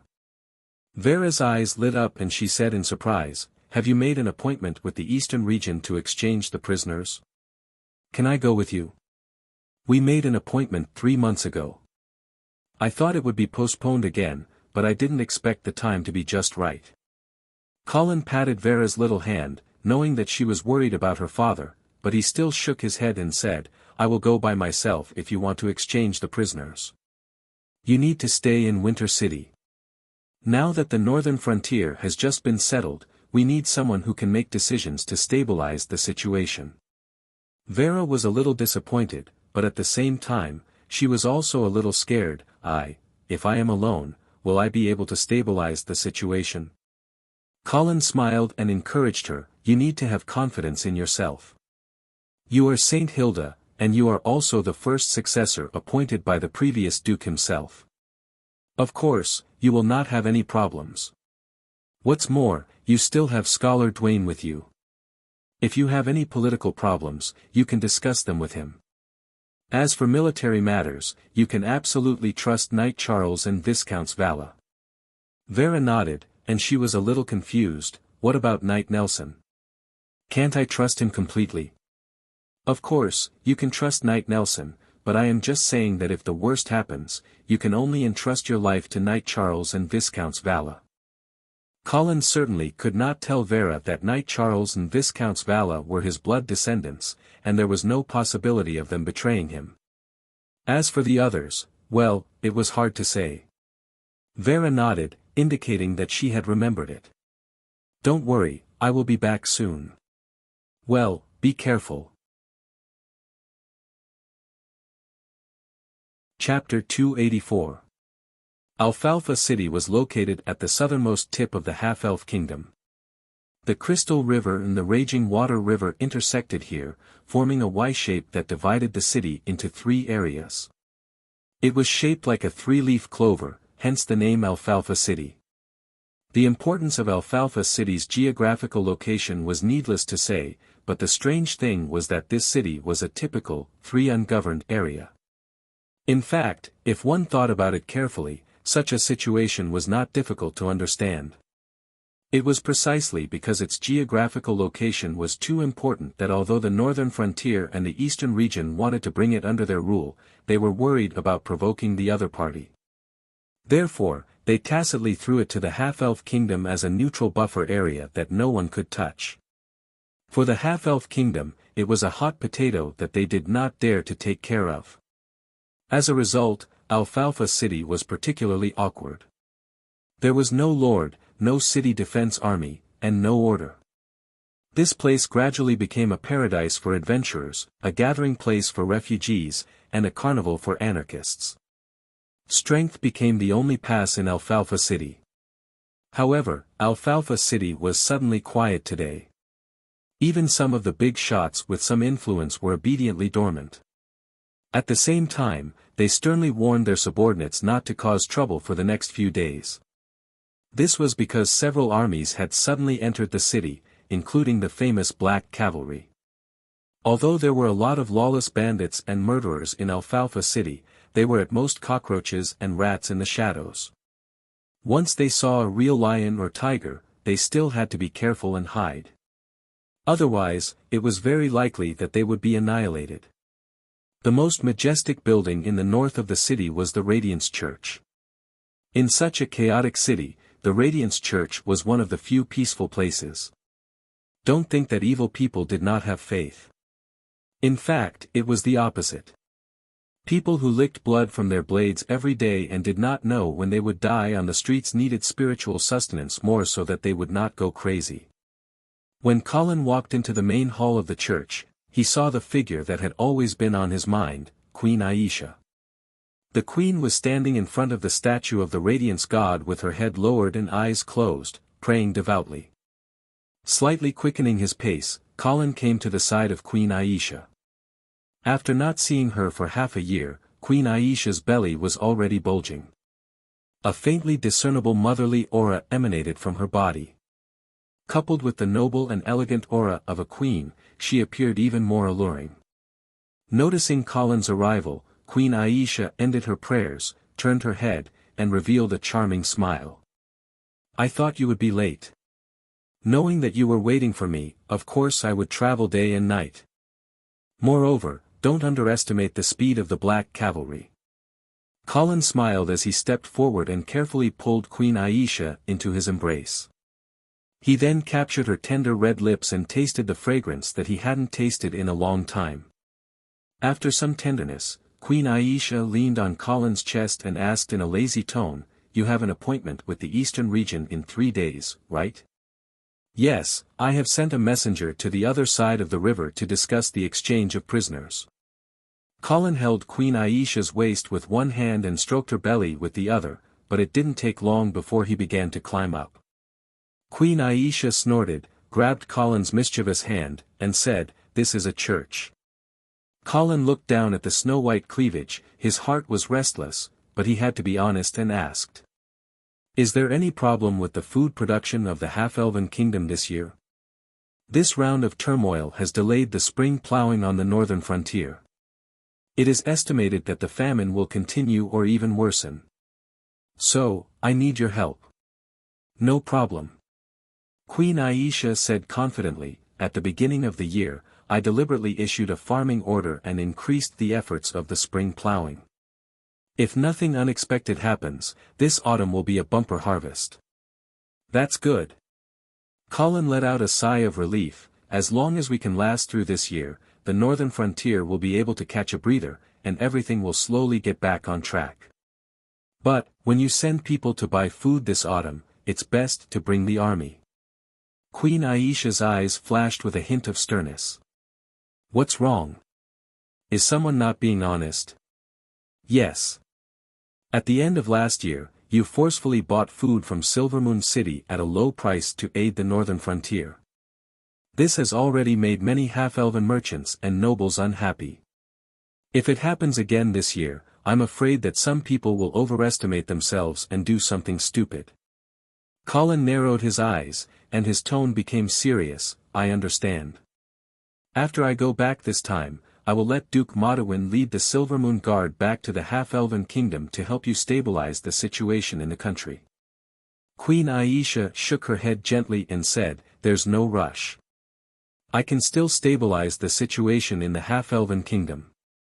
Leave the Silvermoon Guard at the northern frontier, you need it more. After the autumn harvest, it won't be too late to let Duke Modawin come back."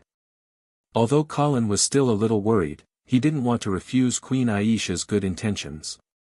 He also didn't want her to think that he doubted her ability to control the situation in the country. "All right.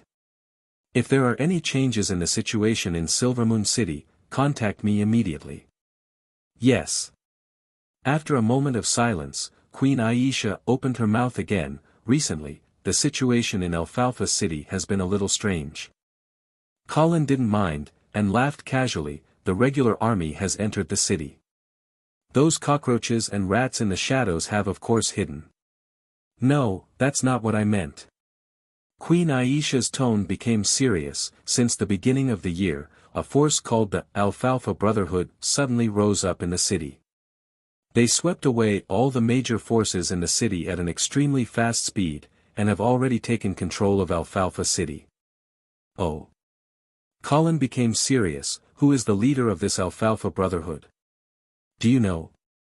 It's a 5th-rank warrior called Capone.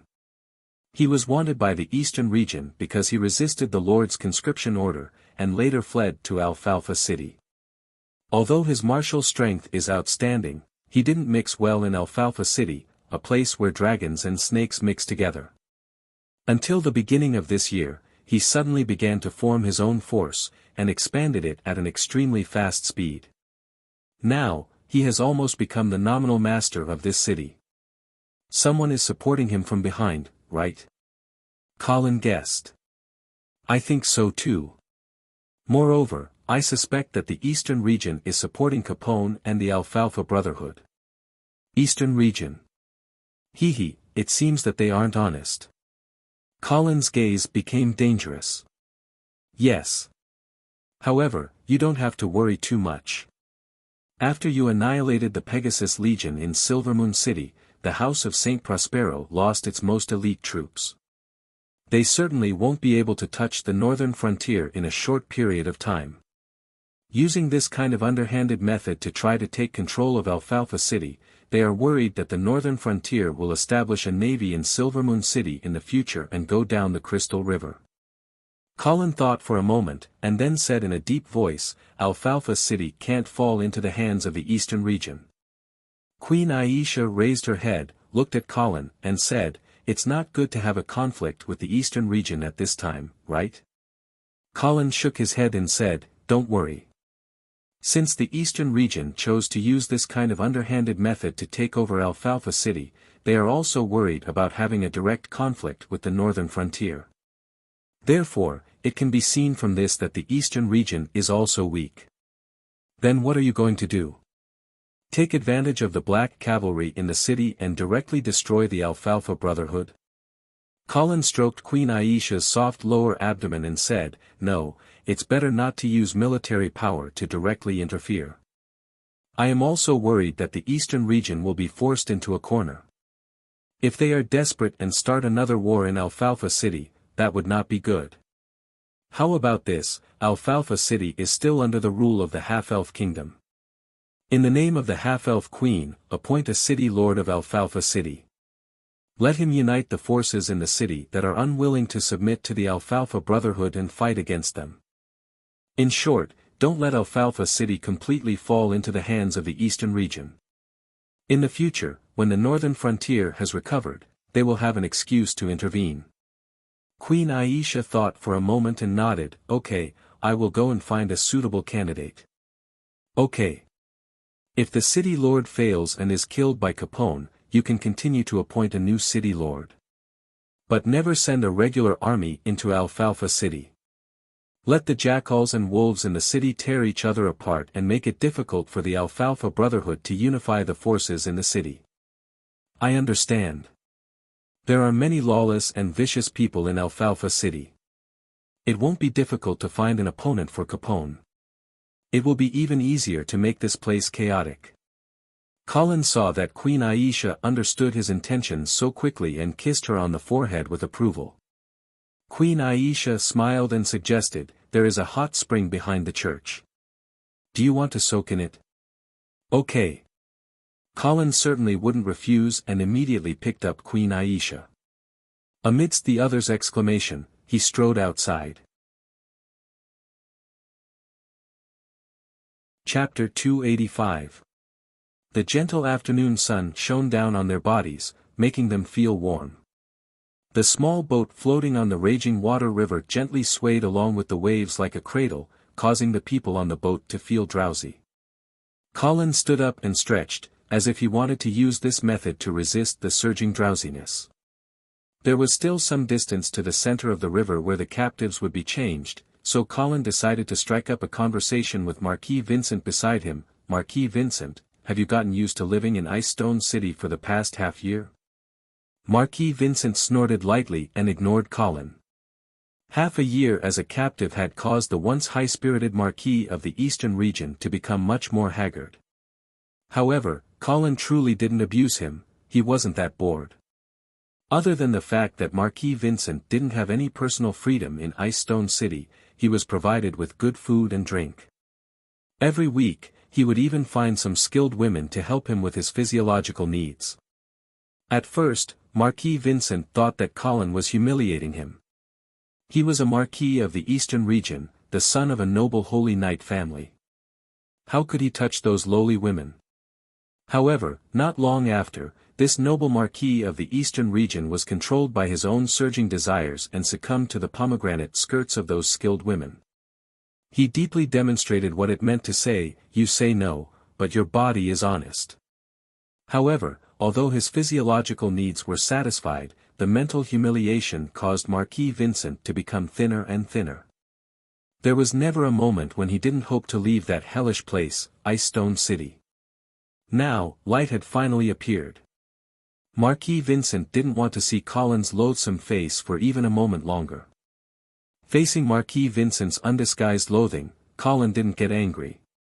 He chuckled and continued to strike up a conversation. "I heard that after you were captured, the Duke of St. Prospero considered making your younger brother, the Earl of Avon, the first successor." Impossible. Hearing this, Marquis Vincent finally opened his mouth. What Colin said was his biggest nightmare after he was captured. Seeing that the other party had finally responded, Colin chuckled and continued, "I've met the Earl of Avon once. He's a smart man. If I were the Duke of St. Prospero, I would also consider changing my successor." Marquis Vincent gnashed his teeth in anger. He glared at Colin with undisguised hatred and cursed, "If I were your father, I would definitely strangle you to death in your cradle." His defense was broken. Colin shook his head. "Marquis Vincent, you've lost your composure." Marquis Vincent snorted and turned his head away, as if he didn't want to talk to Colin anymore. However, Colin opened his mouth again. "To be honest, I don't like your younger brother either. When we were in Silvermoon City, he stirred up trouble. Now, he has extended his hand into Alfalfa City. He's really a loathsome guy." Yes, after a few days of investigation, Colin already knew that the backer behind the Alfalfa Brotherhood was the Earl of Avon. Hearing this, Marquis Vincent's expression finally eased a little. He seemed to feel that he and Colin finally shared a common language. He coldly asked, "What are you trying to say?" Colin sat down opposite Marquis Vincent and smiled. "I also don't want to see your brother become the Marquis of the Eastern region. On this point, our interests are the same. So, why don't we cooperate?" Marquis Vincent sneered and disdainfully said, "Cooperation? Have you forgotten the deep hatred between us? You actually want to cooperate with me?" Colin shrugged and innocently said, "We have a grudge on the battlefield, but after all, it was an open confrontation between two armies. There's no selfless enmity between us. But your younger brother always uses insidious tricks. He's really annoying. He's simply a disgrace to the aristocracy." Marquis Vincent's expression eased a little. He stared at Colin for a long time and said, "My younger brother is indeed annoying. But if you want to stir up the conflict between us and cause the Eastern region to fall into civil strife, I advise you not to waste your energy." Colin still had a smile on his face. He didn't seem to be discouraged by the other party seeing through his scheme. Instead, he gently patted Marquis Vincent's shoulder and affectionately said, "Don't be in such a hurry to refuse. I really don't want to see a sinister and cunning guy who always causes trouble for me inherit the position of Duke of the Eastern region. So, you should think about it again. If you need anything in the future, you can contact me at any time.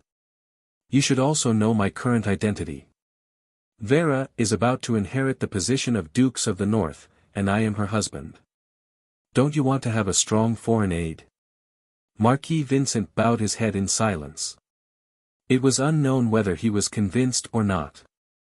Colin continued, "Whether you believe it or not, I am a peace-loving person and Vera is not an ambitious person. Of course, we would prefer a neighbor who is also peace-loving." Marquis Vincent seemed to be finally convinced and whispered, I also don't want to be an enemy of the northern frontier. Colin smiled slightly as he knew that the other party was convinced. However, he didn't continue to persuade him. Too much is as bad as too little.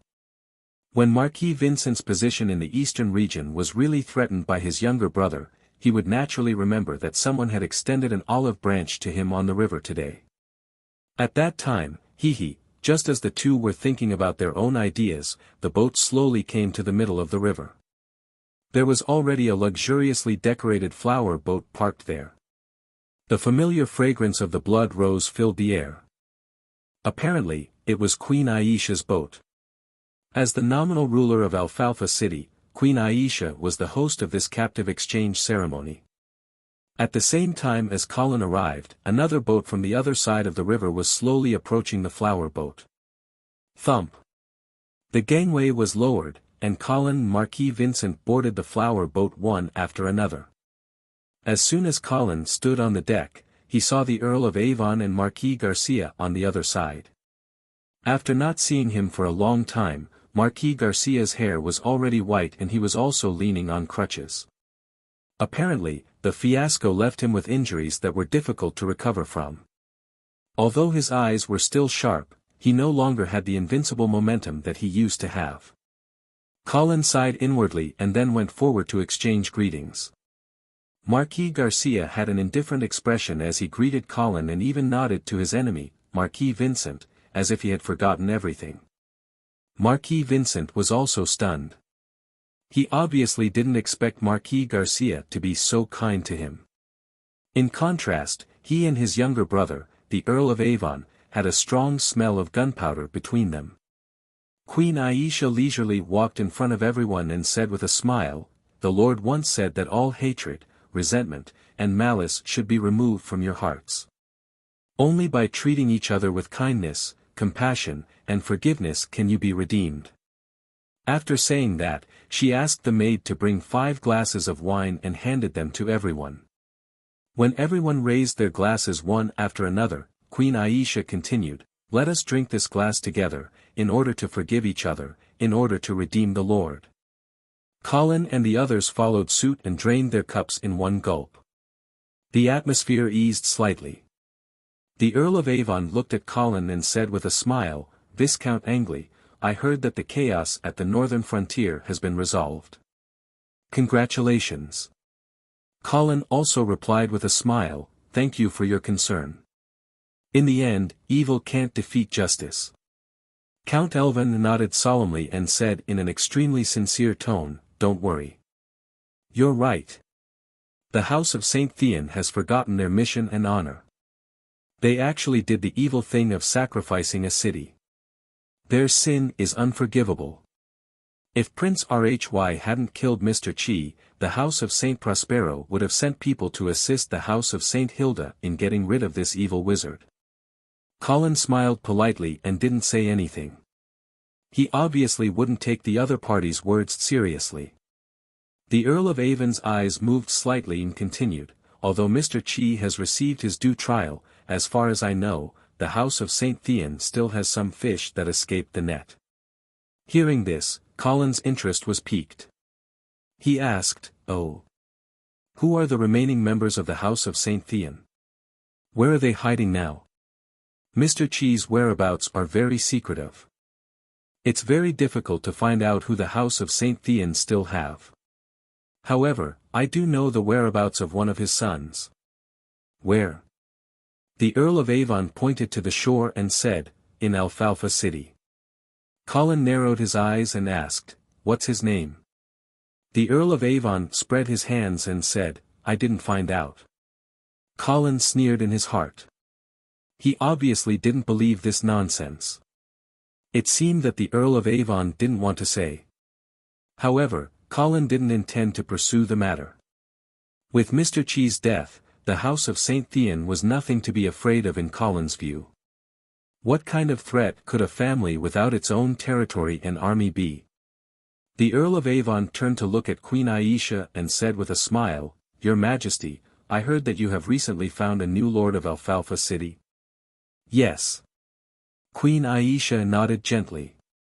The Earl of Avon had a mysterious smile on his face and said to Colin, "Viscount Angley, if you want to find the remaining member of the House of St. Thean, shouldn't you seek the help of the Lord of Alfalfa City?" Colin nodded lightly and said, "I will." However, the Earl of Avon's mysterious smile made Colin start to have wild thoughts. Could it be that the Lord of Alfalfa City that Queen Aisha had found was the remaining member of the House of St. Thean? "Then I wish you good luck." The Earl of Avon immediately took his leave and left the boat with Marquis Vincent. Colin glanced at Marquis Garcia and asked respectfully, "Lord Marquis, shall we go back?" "Yes." Marquis Garcia nodded and stared at the water, seemingly not in the mood to talk. Colin gave Queen Aisha a meaningful look and then the boat began to slowly turn around and sail towards the shore. You're tuning into the Han Lee's Wuxia Adventures YouTube channel. We're so grateful for your support and don't forget to subscribe to join us on this incredible journey through captivating stories. Your generosity through donations truly makes a world of difference, as it's the primary source of revenue that allows me to expand and enhance this channel for you. Thank you from the bottom of my heart for being a part of this adventure.